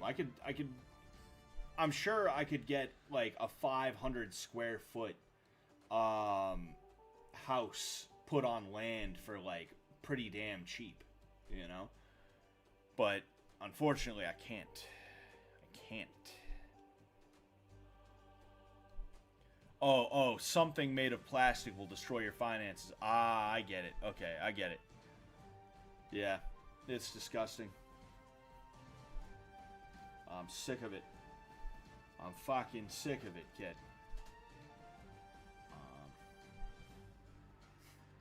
Dude, I'm mad at myself because War of Rights went on sale.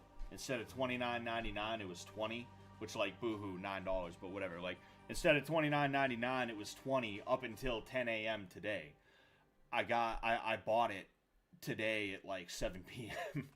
And I was like, wait a second, I thought it was on sale, and I checked, and I was like, fuck, it ended today at 10 a.m. Son of a bitch, dude. This is my favorite part of AoE. My absolute favorite part. Dude, it's crazy because I have like really good luck playing quick play, right? When it's just me playing. But when I end up playing with you guys, when I play in front of you guys, I always get killers. It's crazy. I have no idea what the deal is, but here we are now. Um, I'm from a place where we talk funny. My bad. Hey man, me too. I got you. I get it. You know, dude, you talk wicked funny, bro. You fucking hilarious, dude. All right, Arabia. Play it if you hate it and played less than 2 hours. You can get it refunded on Steam, I believe. You wouldn't download a house. Yeah, I mean, I'm not worried about $30. You know, at the end of the day, it's like I still have Helldivers. You know, I haven't played that a lick since the last time I played it on stream. I keep telling myself I'm going to. Uh-oh, the Hindustanis. Uh-oh. Uh-oh. Uh-oh.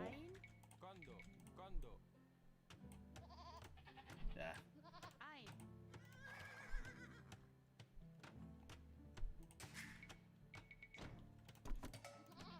There we go. Alright, now you get your ass over there.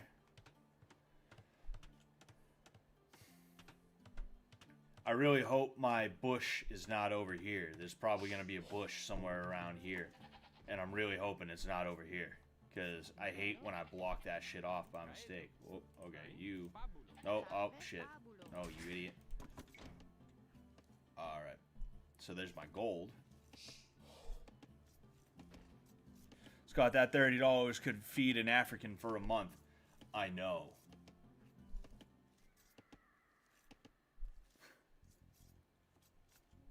Get Helldivers refunded then. Oh yeah, that no. I don't know. I might have played it for 2 hours or more. Yeah, I should probably just refund Helldivers in that case because I'm not gonna. I haven't. Excuse me. I haven't been playing it, so it's like, what is the point? You know. Oh boy. Wait a second. What is that idiot doing? Go get the other goats. You dummy. Alright, there we go. So I at least have a couple of elephants that are reasonably close, I suppose. Yeah, it's gonna be over here, isn't it? The bushes are gonna be in this area.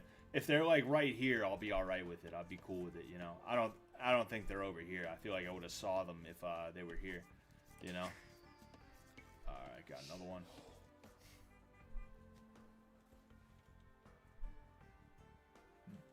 Strange. People beeping outside. That's what I'm trying to get away from, is the beepers. I'm so regretting buying a new computer instead of a PS5. Seems like so many good games coming out at the minute. Yeah, I don't even know what's on the PS5. Yes, here they are. Perfect. Alright, so first off, yeah, I have no clue what's on the PS5 right now. I couldn't even tell you, you know? To me, it's like, I mean, the thing is, like, I'm not big on modern games and things like that. I should have placed this a little bit further back. That way they can access there. Excuse me. Jeez. Yeah, I'm not big on modern games. So, like, you know, it's kind of just whatever to me at the end of the day. Put that there. You guys, gonna go ahead. So I gotta lure this bad Larry over here. Go. Run. And get him. Alright, there we go. Oh no, we got 15, so that's good news. Helldivers, that Silent Hill game that came out. Elden DLC soon. Yeah, I haven't played any of those, you know. Scott Sullivan MMA, don't you wish AoE had more options for buildings? Yeah, I don't know what other buildings they could have, but I mean, you know, the more the merrier when it comes down to it. Alright, so yeah, 425. You see, I'm playing the Italians, which are actually like a really good civ for a beginner. Still kind of a beginner when it comes down to it, you know, because they, like, instead of 500, it's 425 to go to the feudal age, you know? And right after this thing's done, Like that'll probably be 500 right there. They're probably gonna bring me up to 500. If not, then oh yeah, it's pretty damn close, you know.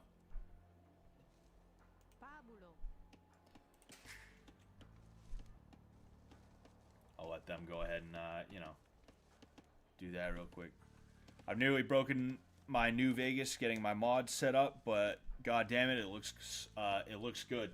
That's good. I could never figure out the mods for New Vegas, you know, and I mean, don't get me wrong, I'm sure it would be nice, but it's not like a priority of mine or anything like that, I guess. Alright, let's go ahead. Bang. Bang. Hey. I'm streaming right now, so okay. I just didn't want you to be like, hey!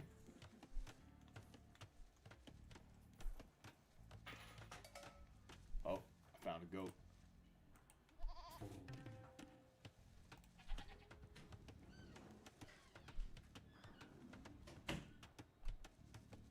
Alright. Then, yeah, I'll go ahead and I'll,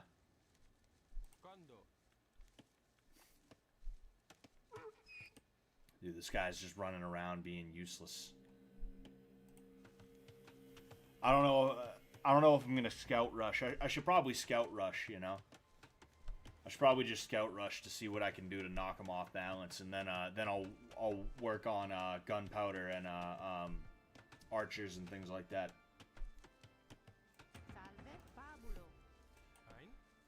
Oh, I can't even do that yet. I have to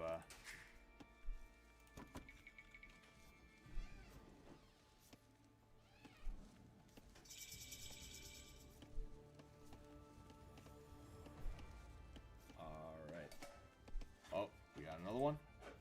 Yes, we do. We got another 2. Fantastic. I think this guy is...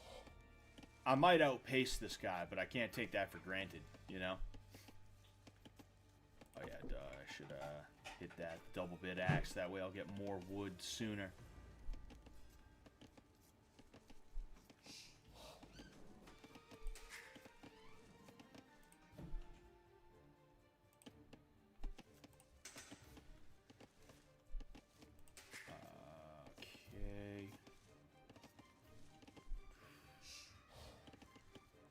Wait, where's is... Oh, no, yeah, my gold's right there. I'm not that worried about gold right now, though. I want to get the feudal age buildings up first.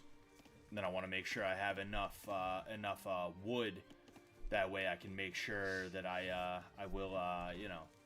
That way I can at least make sure that I'm going to be able to hit farms and things like that as effectively as I would like to. But for now... Oh, nope. What am I doing? Silly me. For now, I'll go ahead. I'll throw that up there, and I'll try my best to scout rush. You know, he hasn't found me yet, and he's still caught in feudal in Dark Age, so that's good news for me. Anyone know what the Jeep Wave is? Nah, I have no clue what the Jeep Wave. Oh, is that what the Jeep Wave is? All right. Take 2. Slap him down there. I'm gonna go ahead. Alright, yeah, you guys. Oh, yeah, wait, I can go ahead. I'm gonna research Loom real quick. Because I have a few less, even though I think it'll be alright. I'm gonna go ahead, I'm gonna send these guys over there to fuck that guy up. Then also, 1, 2, 3. Ah, no, I don't have enough food. Son of a gun, dude.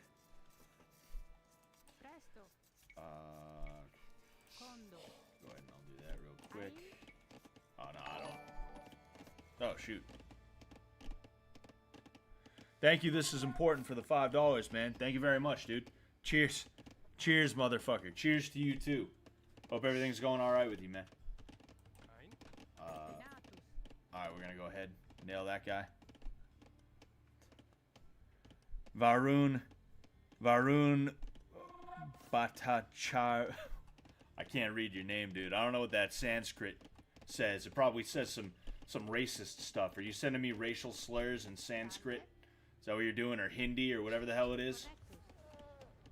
Are you sending me racial slurs in Hindi? Oh. Alright, get him. Nice. Alright, good. Oh, I need more houses, damn. Alright, well. Yeah, I'll build 3 more just in case.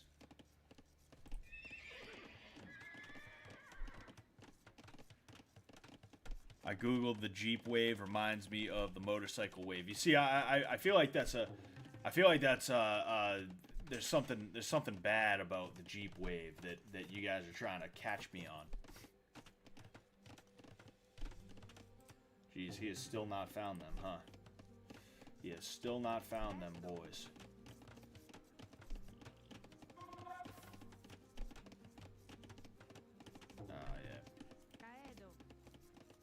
I'm gonna go ahead because I need a constant flow. Oh, you see, I kind of fucked myself by building them here. You know, silly me.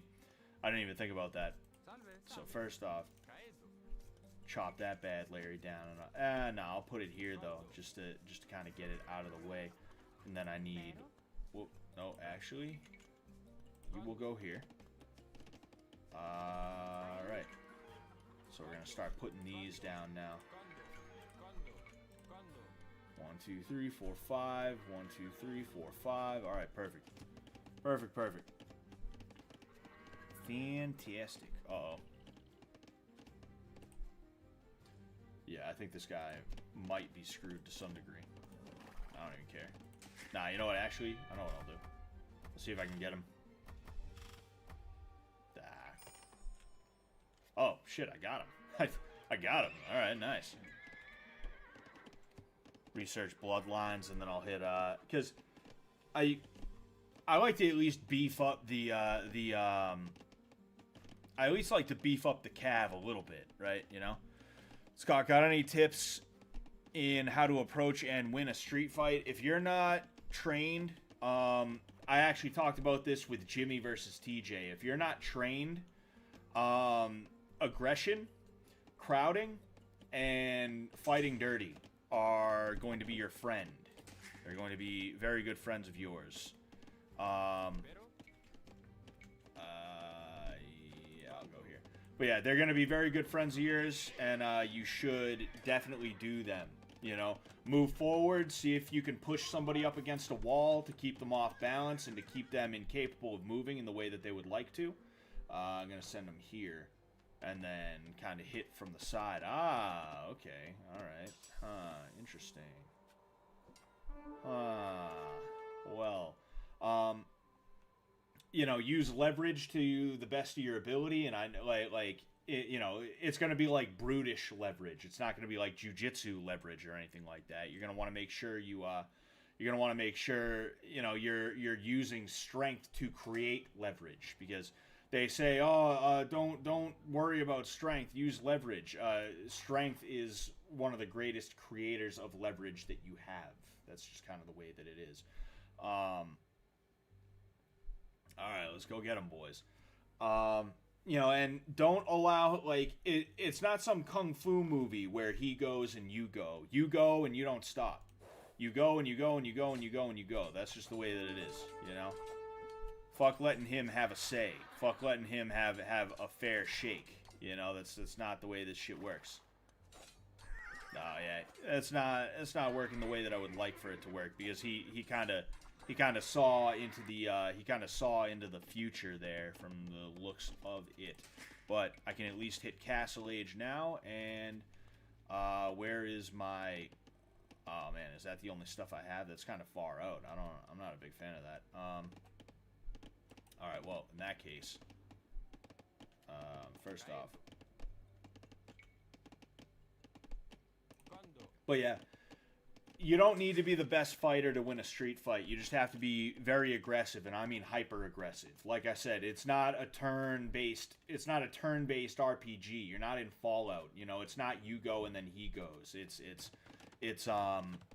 you know, you go and then you go and then you go and then you go again, up until it's time for you to stop, because it's either, you know, you found an opportunity to get away, either that, or maybe you, you know what, I'll go ahead, yeah, and I'll hit these two.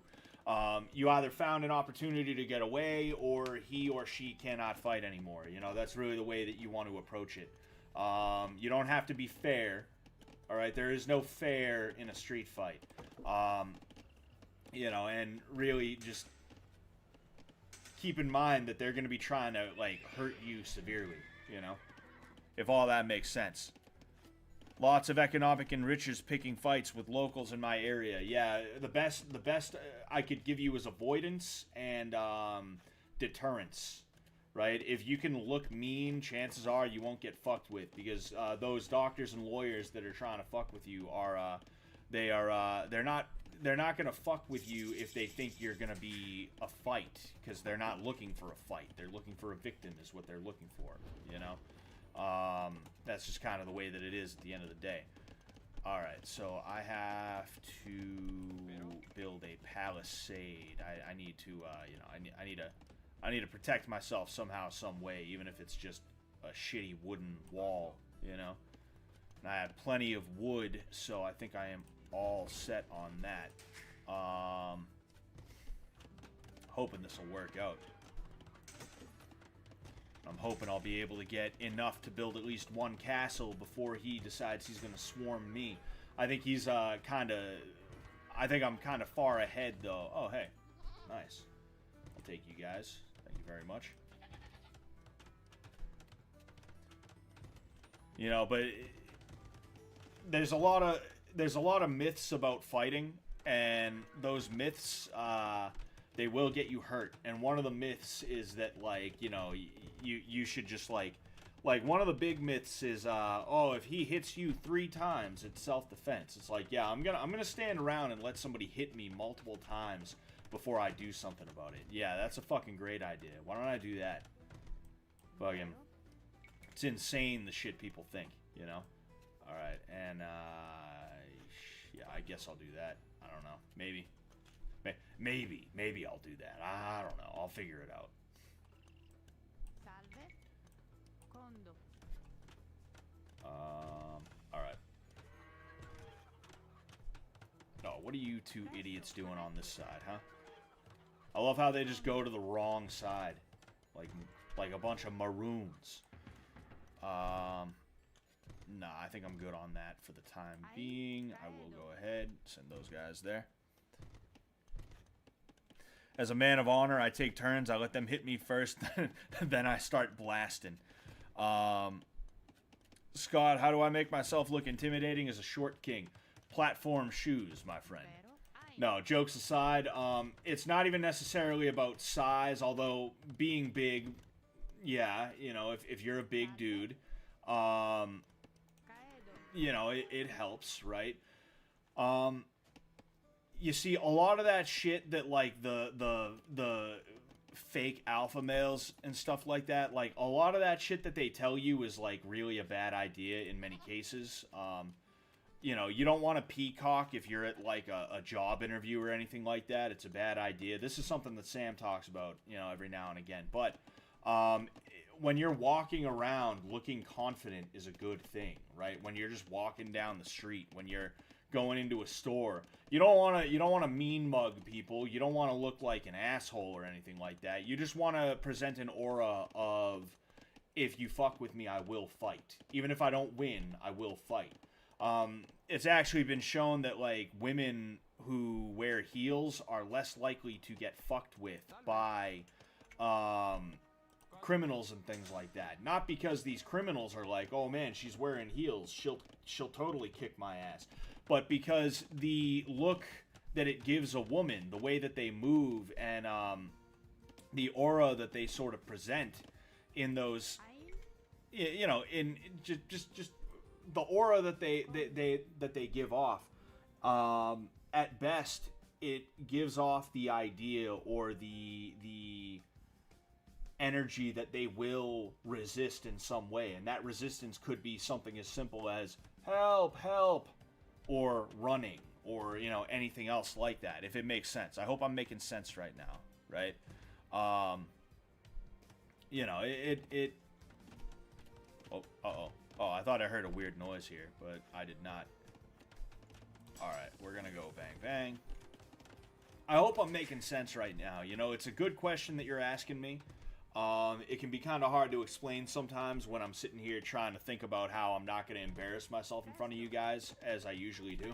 As I've been known to do when it comes to this, you know, AoE shit. And, you know, like, there's ways, though. Just because you're short, it's not the end-all, beat-all, you know? You can look like you're more trouble than you're worth. It's not even about looking like you're intimidating, necessarily. It's more about trying to look like you're more trouble than you're worth is really what you should be going after, you know? Oh, excuse me. Should I just Aura Max? Yeah, you should Aura Max is what you should do.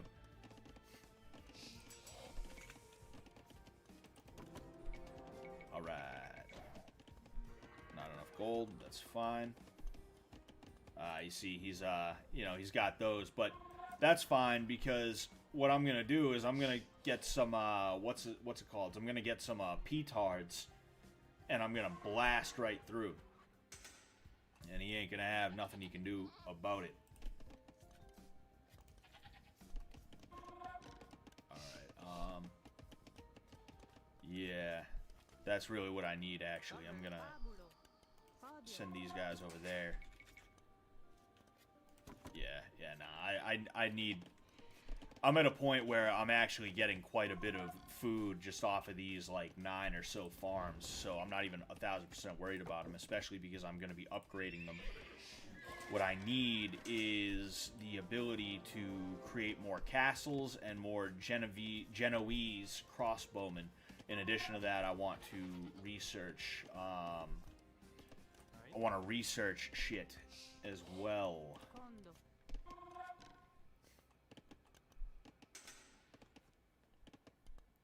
Be able to run fast and keep your head on a swivel. Yeah, situational awareness is a very important thing as well, you know. A lot of people, like it's crazy the amount of people who they only look straight. They don't look around every now and again. They only look straight. They hear a noise, they just automatically assume, oh no, that's not anything bad. I don't have to worry about what that noise was. They don't investigate, they're not inquisitive, nothing. They're just like, yeah, alright, whatever. And it's like, are you fucking insane? Are you dumb? Are you a fool? You know?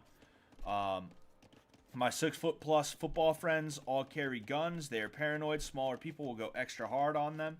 Yeah, I mean, I think that's a real thing as well. You know, some people have Napoleon complexes. You know, it's just the way it goes. It's the way it is. You know, that's the way the cookie crumbles. I will hit here. I'll go ahead because I don't have anyone bringing anything there.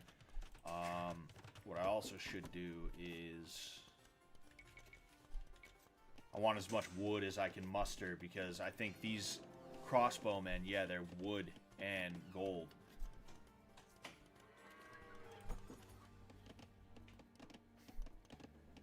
Alright. So. No, I'll hit one more petard. How much do these cost? 20? Yeah, so that's not that bad. That's not that bad. I was like, wait a second, did I take away from my ability to go up to the Imperial Age? Because if so, that would suck.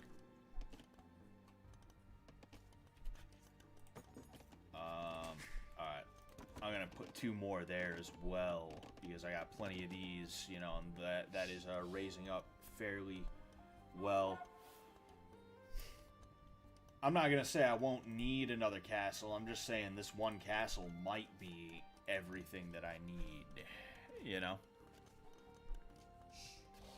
Kind of embarrassing when those guys pick on me with my female coworkers around. What, those guys? Just ignore people, you know? Fuck 'em. You don't need to give anybody your time. You could literally just ignore people and be like, yo, dude, fuck off, leave me alone. Like, I'm not interested in speaking to you. You're annoying, you know? Don't be afraid to tell somebody they're annoying and to leave you alone. Like assume, it's one thing when it's like, you know, there's some philosophers, you know, hanging out outside of a convenience store. You can just walk away from that, you know.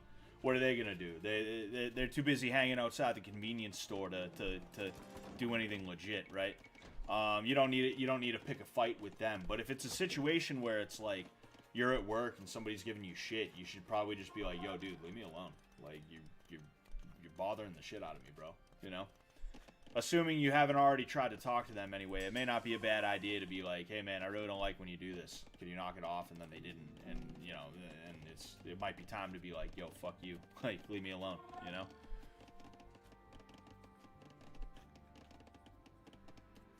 I look insane because I watch people's hands if they get too close.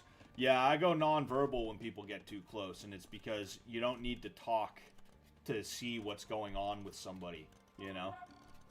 I go nonverbal. That is quite literally it, though. Like, there's two things I do. I go nonverbal and I shake, right? And the shaking is not fear, it's adrenaline, right? If I start shaking, that means I'm about to do something, right? Somebody would be foolish to see me shake and assume that it's like I'm scared or anything like that, right? That would be a bad move on their part. There we go. Yeah, you know what? I'm going to go ahead. I'm going to send these guys over there now. And I'm going to have them hit from the same angle if I can. Because I want to hit him as much as I can before I have to deal with his castles. But, yeah, like, if you see me shaking, it doesn't mean I'm scared. It means I'm about to do something, right? For one thing. But then, for another thing, if I go nonverbal, it's not because you're in my face and I'm scared now. It's because, like, the time for talking is past, and I'm not going to bother trying to talk to you. That's not going to happen. You know, I'm either speaking to you or I'm getting ready to fight you. There is no in between. I'm not going to be like, "Yo, yeah, oh yeah, oh yeah." And no, like, once the time for talk is past, I'm not talking anymore, you know? Whenever someone threatens me or makes fun of me, I just scream, "I have childhood trauma" at the top of my lungs over and over and wave my hands in the air. That's a good way to handle it. Hi, Ecuador. I think you got a winning formula there. There we go. All right.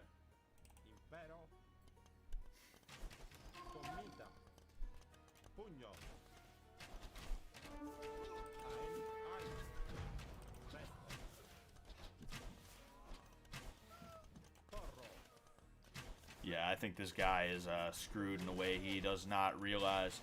Yeah, because he thought I was getting ready to he probably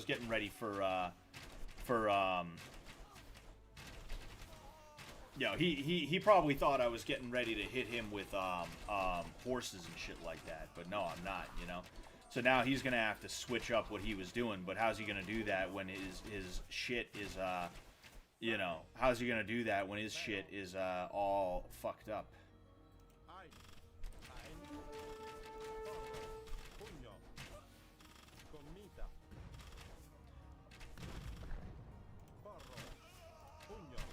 I'm willing to sacrifice these people if it means that I get to, like, fuck up his guys, you know?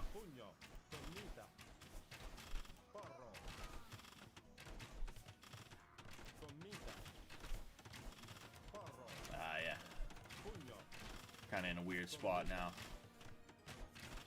Can't do that much damage with the whole... Oh, that's not what I wanted. Dude, he's got such a small, like, thing. Alright, yeah, we're good. I will build another one of these castles. Yeah, I think I'm pretty much, like, good, you know? Don't let the Arabic Sultanate mog your mewing streak. No, sir, I can't have that. Can't allow that. Alright, yeah, I need as much gold as I can muster. And then, alright. Get that. Oh yeah, I also... Oh, well, of course now I barely have any gold, but that's fine, because I'll be able to get that back.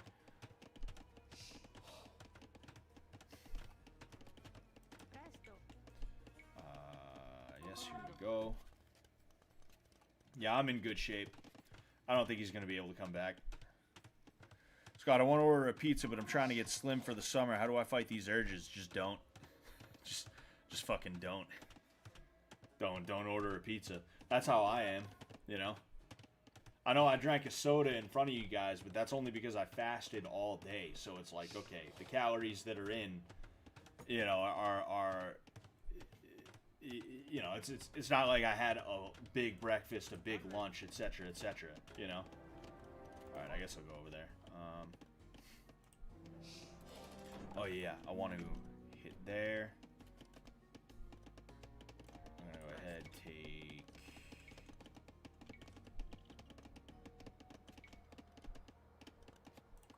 Oh, yeah, and then I want to hit Bombard Cannon as well.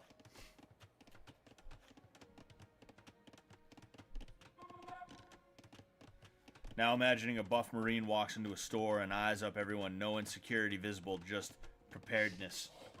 Yeah, that's how the Black Rifle Coffee type guys want to believe they look and sound and things like that. You know, it's funny the way that they get.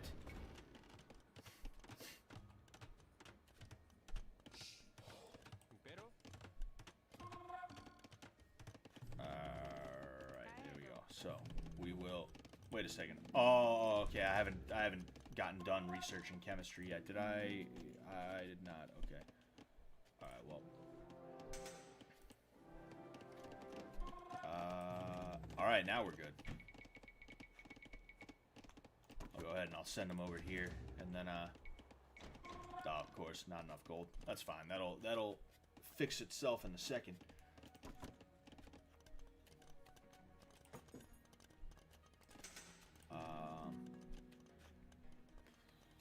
Oh yeah, shit. Arson. Might as well hit the town watch too.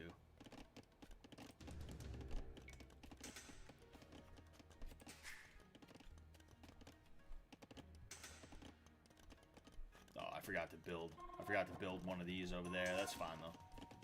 They're mostly just there to keep them busy.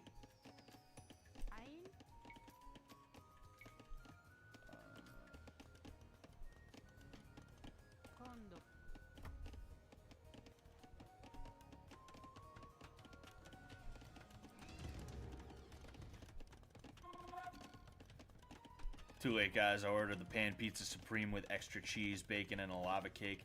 Oh, man. Damn. No, I want some. Baby, I'm gonna order pizza. Is that okay? He's like, yeah, you want to be fat forever? I guess it's okay.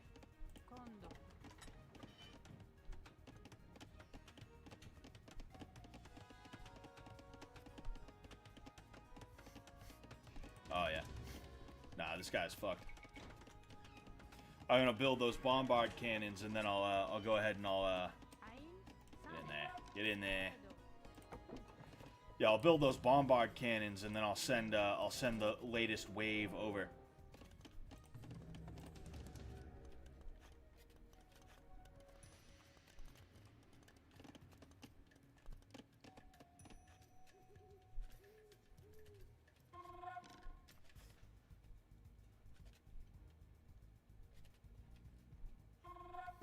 Just have a fast metabolism. Problem solved. Dude, I miss having a fast metabolism. That shit was the best. Yeah, I'll go over here. It's a little bit thicker over there. I don't want them coming out just to create a hole there, you know? I'm getting bored of waiting, actually. I think we're just gonna go ahead and, I think 3 is enough, because he's got such a small setup here, you know? I'm just gonna snipe his castle with the bombard cannons, and then anyone who tries to fuck with him, you know, they're gonna get hit by crossbows and muskets, you know? What are you idiots doing? Get over here.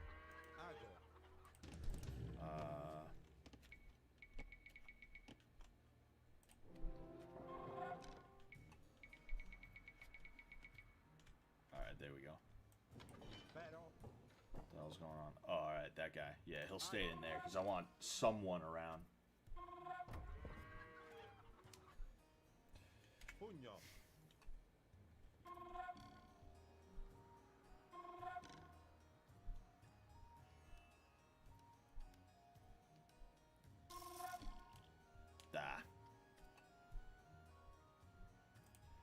I'll go ahead and I'll get on that then. 今度 Just in case. Ein, Alright, boys. presto, poco. Commita. Oh, hold the phone here. Yeah. Get him. Presto. Ago. Ein. Poco. Alright, there we go. Look at these idiots, dude. Oh, you fucking... What do you... Pugno. I hate having to put these guys on, like, standby or anything like that. But, like, because they keep fucking running over here. That's, like... I don't know if it's in range or not, but it damn near looked like it was, you know? Ah, okay. Ein. Alright. Vero. See, now Presto. we can go ahead and get a little bit closer. Uh-oh. Commita. Ein.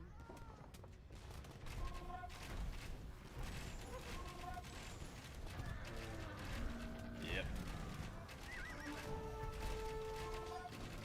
Oh, yeah, we're in good shape. There's no way this guy's going to be able to come back. Unless he pulled a move after my own heart, which would be to have a secondary location where he's got kind of a base at, you know? In which case, well played. Oh, no, never mind. Yeah, no, that's all he had. Ah, but, oh, yeah. Yeah, it's such a small, like, I don't know why he would create such a small, I mean, it's because he wanted the wall to cover, but the thing is, like, I didn't even have to breach his wall that second time. I was, like, outside the entire time, just with 3 of these playing defense, you know? Advice for someone who gets mogged by randos while I'm out with my girl: ignore it. Fucking, you don't need to pay attention to people. And if your girl looks down on you for that, then she's probably not someone you want to be around. Now, it's one, like, there's lines that can be crossed as to where you should give a shit. You know, like, if somebody was to disrespect my wife, that'd be one thing. But if some dude was chirping at me, I'd probably just be like, dude, shut the fuck up, and I'd just keep walking. And if he tried to escalate in a serious way, right? Like, I'll let him get the last word, right? Assuming I was dumb enough to even, like, respond to this guy in the first place, I'll let him have the last word. If he's like, hey, yo, whatever, right? And I'm like, dude, fuck off, and kept walking, I'd let him be like, shit, fuck you. I just let him do that. It's fine, whatever, I don't care. Like, yeah, talk shit while I'm walking away. Yeah, fucking whatever, who cares? But if he then tried to, like, if he tried to escalate in, like, a real way, right, then, like, that's a little bit different. But overall, like, if he's gonna come at me, I'm just gonna be like, whatever, for the most part. But if he comes at my wife, maybe that's a little bit different. That might be fighting territory. You know, I'm not going to allow somebody to disrespect my wife in public like that, you know? That's not cool. But, like, overall, if there's just some dickhead who's trying to, like, be an asshole to you in public, like, just dip. Just be like, fucking whatever, dude. You're an idiot. I'm out of here. And if the girl that you're with does not respect that, then she is not a good person to be with, and she's going to get you into problems. She's going to get you into some deep shit. When, you know, she's going to get you into some deep shit when one day she decides she's going to cash a check for you, or write a check for you that you are not prepared to cash. That is one of the worst things you could do, is date a woman who thinks that she has enough power in the relationship as to where she can write checks for you. You know, that is one of the worst things you can do, and if you are dating a girl like that, you need to get the fuck away from her. She is not good for you, and she's going to create problems, you know? I remember there was this one time, right? I was working at a convenience store. This chick would come in, and she would give me attitude every day, and it's not like attitude it's not like attitude like she thought she was better than me, which she did. Obviously, she thought she was better than me, right? It was this hoe. It was this fucking hoe, like mad makeup on, always revealing tight clothing, shit like that. She's a hoe, is what she is. She used to always give me attitude, but like the type of attitude somebody gives when they're like upset about something, like slam something down on the table, be like, here, right? And like the third or fourth time it happened, I was like, yo, don't be giving me that attitude, man. Don't come in here with like that kind of attitude. And she starts like flipping out and shit like that. And I'm like, yo, like, knock it off or get out. And she takes her shit and she leaves without paying. So I grab the fucking phone and I'm like, yo, I gotta report this. Like, I gotta report this to the cops. And fucking, like, as I'm dialing, I'm not gonna dial 911, right? Like, it's just like $10 worth of shit, boo-hoo. But I needed to report it, right? Fucking, her boyfriend comes in and you just see in his face he is like miserable. He's like, fucking this again. And he was mad chill. He was mad chill about it. There was no like, yo, what the fuck, dude? None of that. He knew. You could see in his face. He was like, yo, my girl is at it again. She is doing this bullshit again. I can't take her anywhere without there being some kind of fucking issue, dude. There's always an issue with this dumb bitch. That was the look in his face. That was the look in his eye. And he walked in, deflated, not defeated, but deflated, because he knew, like, this guy is just trying to work. My girl came in, had a stank attitude. He didn't want to put up with it. And he pays for the shit, and he's like, I'm sorry, man. And I was like, hey, it's all good, dude. Believe me, I got it. I got you, And I never saw them again. And you know what? I'm hoping and praying that this dude, right? I remember it was like probably some like Hispanic chick, I would assume. And this black dude, like I hope this dude is doing all right. I hope he got the fuck away from that hoe. I hope and pray he got away from that stank ass fucking bitch. Like, I hope so, man. For real. For that guy's sake,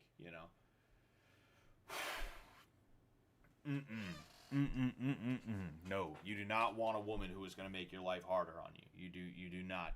And all women are going to make your life harder to some degree, but what I mean by that is, like, you don't want a woman who's going to make your life so much harder that, like, you're constantly like, oh, here she goes again.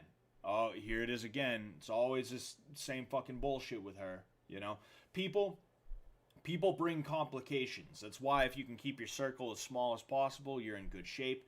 To the point where even calling it your circle is a bad idea. It's stupid. It's dumb, But if you can keep the amount of people that you deal with in your day-to-day life as small as possible, you're going to find that things are going to be a lot better and easier for you. But then, additionally, like, if you can keep people away who are going to be shitty for you, right?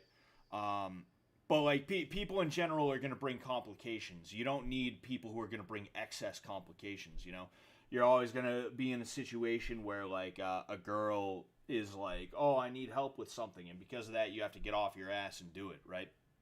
You'd rather be playing video games or watching whatever or doing whatever it is you want, but she needs help with something, and you're like, well, she's my girlfriend, I guess I'll help her out, right? That's the type of shit that's going to happen. But when what she needs help with is, like, the most ridiculous shit, when what she needs help with is, like, oh, I know you just got home from work, but I immediately need you to, like, fix fucking, like, some shit that I broke. I know you have work tonight, you work overnights, but, like, I need you to help me with some shit that, like, I shouldn't even need help with. Like, that's the last thing you need. And then on top of that, like I said, the last thing you need is a mouthy attitude having hoe in your life. You don't want that. You don't need that. Fuck that shit. Fucking. I almost made a joke, but I feel like it would have been too far.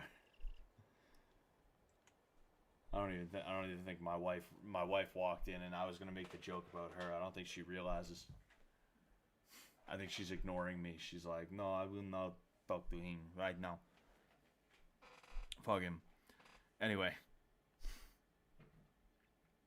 My friend is a pretty fit dude, 4'10". GF has said some dumb shit in the past to confrontational people, relying on my friend to back her up. Yeah, that's like some of the worst shit that could.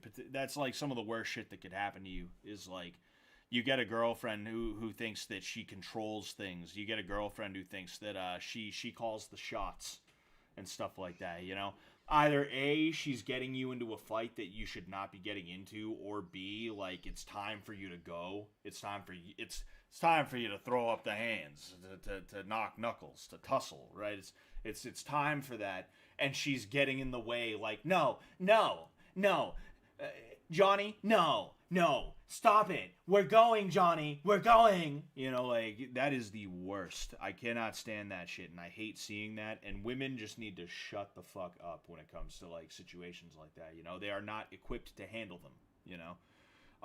That's one of the main features of modern day feminism, is the idea that men are just like stupid and they need a woman to hold their hand, when like half the time it's the other way around, you know? Women can't do anything without breaking into a fucking like shouting fit, like a crying fit, having a mental fucking breakdown, you know? They can't do anything without crying about it for a half hour, but I'm supposed to believe that they know more than me, that they're mentally more sharp than I am, and that they're capable of handling the world in a way that I'm not, simply because they're women. It's like, no, that's a cope we tell little girls so that they don't grow up thinking the right way about things, which is, hey, why don't I be like good to be around? Why don't I learn how to be a team player? Why don't I learn how to support a man in my life, so that he can also support me, and it's going to be as close to an equal exchange as we can make it. Like, that's what that is, you know? My favorite is the, like, oh, well, women are they're not as strong as men, but they're more agile, and it's like, no, they're not. That is provably false. That is incorrect. Fucking, it's just not true, you know? They need to not use your name when you're about to get into a bar fight. I am Steve. Yeah, exactly. That's exactly what I want, is the guy who that's exactly what I want, is for the guy who I'm about to fight to know my first name. That's exactly what I want, you know? And that's like something that somebody who's quick on the draw, they'll sit there and they'll be like, yo, bro, what's your fucking problem? And then the girlfriend will be like, Steve, no, we're going. And they'll be like, yeah, Steve, you're going. Go, Steve. Come on, Steve. Get out of here, Steve. Like, they'll start doing that. And it's like, whose side are you on, bitch? Like, you don't have faith in me to be able to handle this properly, right? You're giving this dude ammo to use against me. You're putting hands on me in a way that makes me nervous about whether or not you're going to get hurt. And because of that, I'm focused on you. And then this dude takes a swing at me when I'm looking down like, babe, I got it. Babe, I got it. You know? I've literally told my wife, like, yo, like, if you ever do that, like, that might be it for us. We might be over. You know? I've told you that, right, baby? Yes, you did. Yeah, and, like, that's totally fair on my end. Like, I should not be getting hurt because of you. Just like you should not be getting hurt because of me. If there's some bitch in public, I'm not going to be like, yo, she'd beat your ass, dude. I wouldn't be like that. That'd be insane. Even if you were like my level of fighter, where you're like, I take this serious. It's all I think about. You know, multiple MMA fights, all this other shit. I'm not going to write a check for you. That'd be fucked up. You know? Fucking... And, like, I'd totally understand if I did something that got you hurt and embarrassed in public, and you were like, yo, like, if you were willing to put me in that situation, maybe you don't love me the way you think you do. I don't think I can be with you. I don't think I can be around you. At the very least, I'd be like, yo, maybe I need some space. Maybe I should sleep on the couch for a little while, you know? Fucking, and it's just, like, crazy, you know? The worst is when your girl goes and finds another group of guys and they all beat your ass together for no reason. Your girlfriend joins in. She's got like a tire iron. Oh, man. Scott would haymaker the woman himself. Exactly. No, honestly, like if there was a group of girls that were like trying to go after my wife, like there's no way in hell I'd just let that happen. You know, like I'd put hands on a woman to protect my wife. Are you kidding me? Why wouldn't I? What am I gonna do? Like, oh, sorry, baby. Hey, you gotta throw the ones on your own, bro. You gotta throw the ones on your own. Sorry. Yeah, I know there's like 3 of them, but I'm a guy, so you know I can't. Sorry. You know, it's fucking ridiculous. You know. Anyway, I should probably get out of here though. Not even probably. I should really get out of here. Dude, that's the 3rd time I've done that in the last couple of days. It's pretty crazy. Yeah, I'm gonna get out of here though. I appreciate you guys coming. This was like an impromptu stream I decided I'd do earlier today. It actually went even longer than I wanted it to. I wanted it to be like 2 hours flat, 2 hours cut off then and there. You know, fucking. But, you know, thank you guys for showing up. I really appreciate it. The next stream is going to be Friday. I'm not 100% sure what kind of stream it's going to be. I might test out that silent stream that I talked about on Twitter. I'm not 100% sure though. I have to double check and see if I think it's going to be worth it. You know, I don't want to have a silent stream that fails because nobody wants to donate to get to add to the pot. Basically, I'll explain it real quick. The rules of the silent stream are going to be I'm not allowed to speak. I'm not allowed to laugh. I can cough. I can sneeze. I can inhale, exhale, right? I can make noises like that. I can also avoid laughing. I can be like, I can be like that, right? But I cannot audibly ha, and I cannot speak. It'll probably last about an hour, I'd say. And basically the idea is you donate things that are meant to make me laugh or speak. They have to be copyright and TOS friendly. And if you make me laugh, then however much money I made on the stream thus far, you end up getting, right? If I don't laugh, I get all the money that I made on the stream. That's the way that it'll go. That's what I'm thinking about, right? Yeah, and Tay did something, Mime Stream. She did something similar to that, right?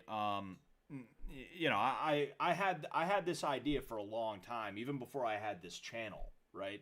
You know, it's funny that Tay kind of found her way into her own version of it. I don't know if she's doing it the way that I'm doing it, but part of the mystique or part of the appeal of what I'm trying to do is the fact that you could actually get all of the money that I've made on the stream. You know, I'm still ironing out details. Either A, you'll get all the money, or B, you'll get half the money. I don't know which, you know, but I'll figure out which one it is. I'm sure you guys would love to get all the money, but you know. Maybe I'll you know, maybe I'll go ahead and I'll do that, you know. You know that way I get a little something out of it, right? I don't know, man. I don't know. I don't think it's the worst thing in the world for me to want to get something out of the fucking stream, right? You know, but it is what it is. We'll see. I'll let you guys know, though. I'll let you guys know. Anyway, and by the way, I didn't put my wife in her place either. That's not what that was. That's just like a ground rule that I have, and she has rules of her own. Like, I can't just cheat on her like that. Fucking, I asked her, and she said no. I asked her if I could cheat on her, and she said no, so I have to respect it, you know? Sorry, guys. Sorry, ladies, you know? It's just ground rules that, like, honestly should go without saying, but unfortunately a lot of women today believe that, like, they can just insert themselves into situations like that, and it's so frustrating to see. But anyway, I'm gonna head out. Thank you guys so much. Peace out.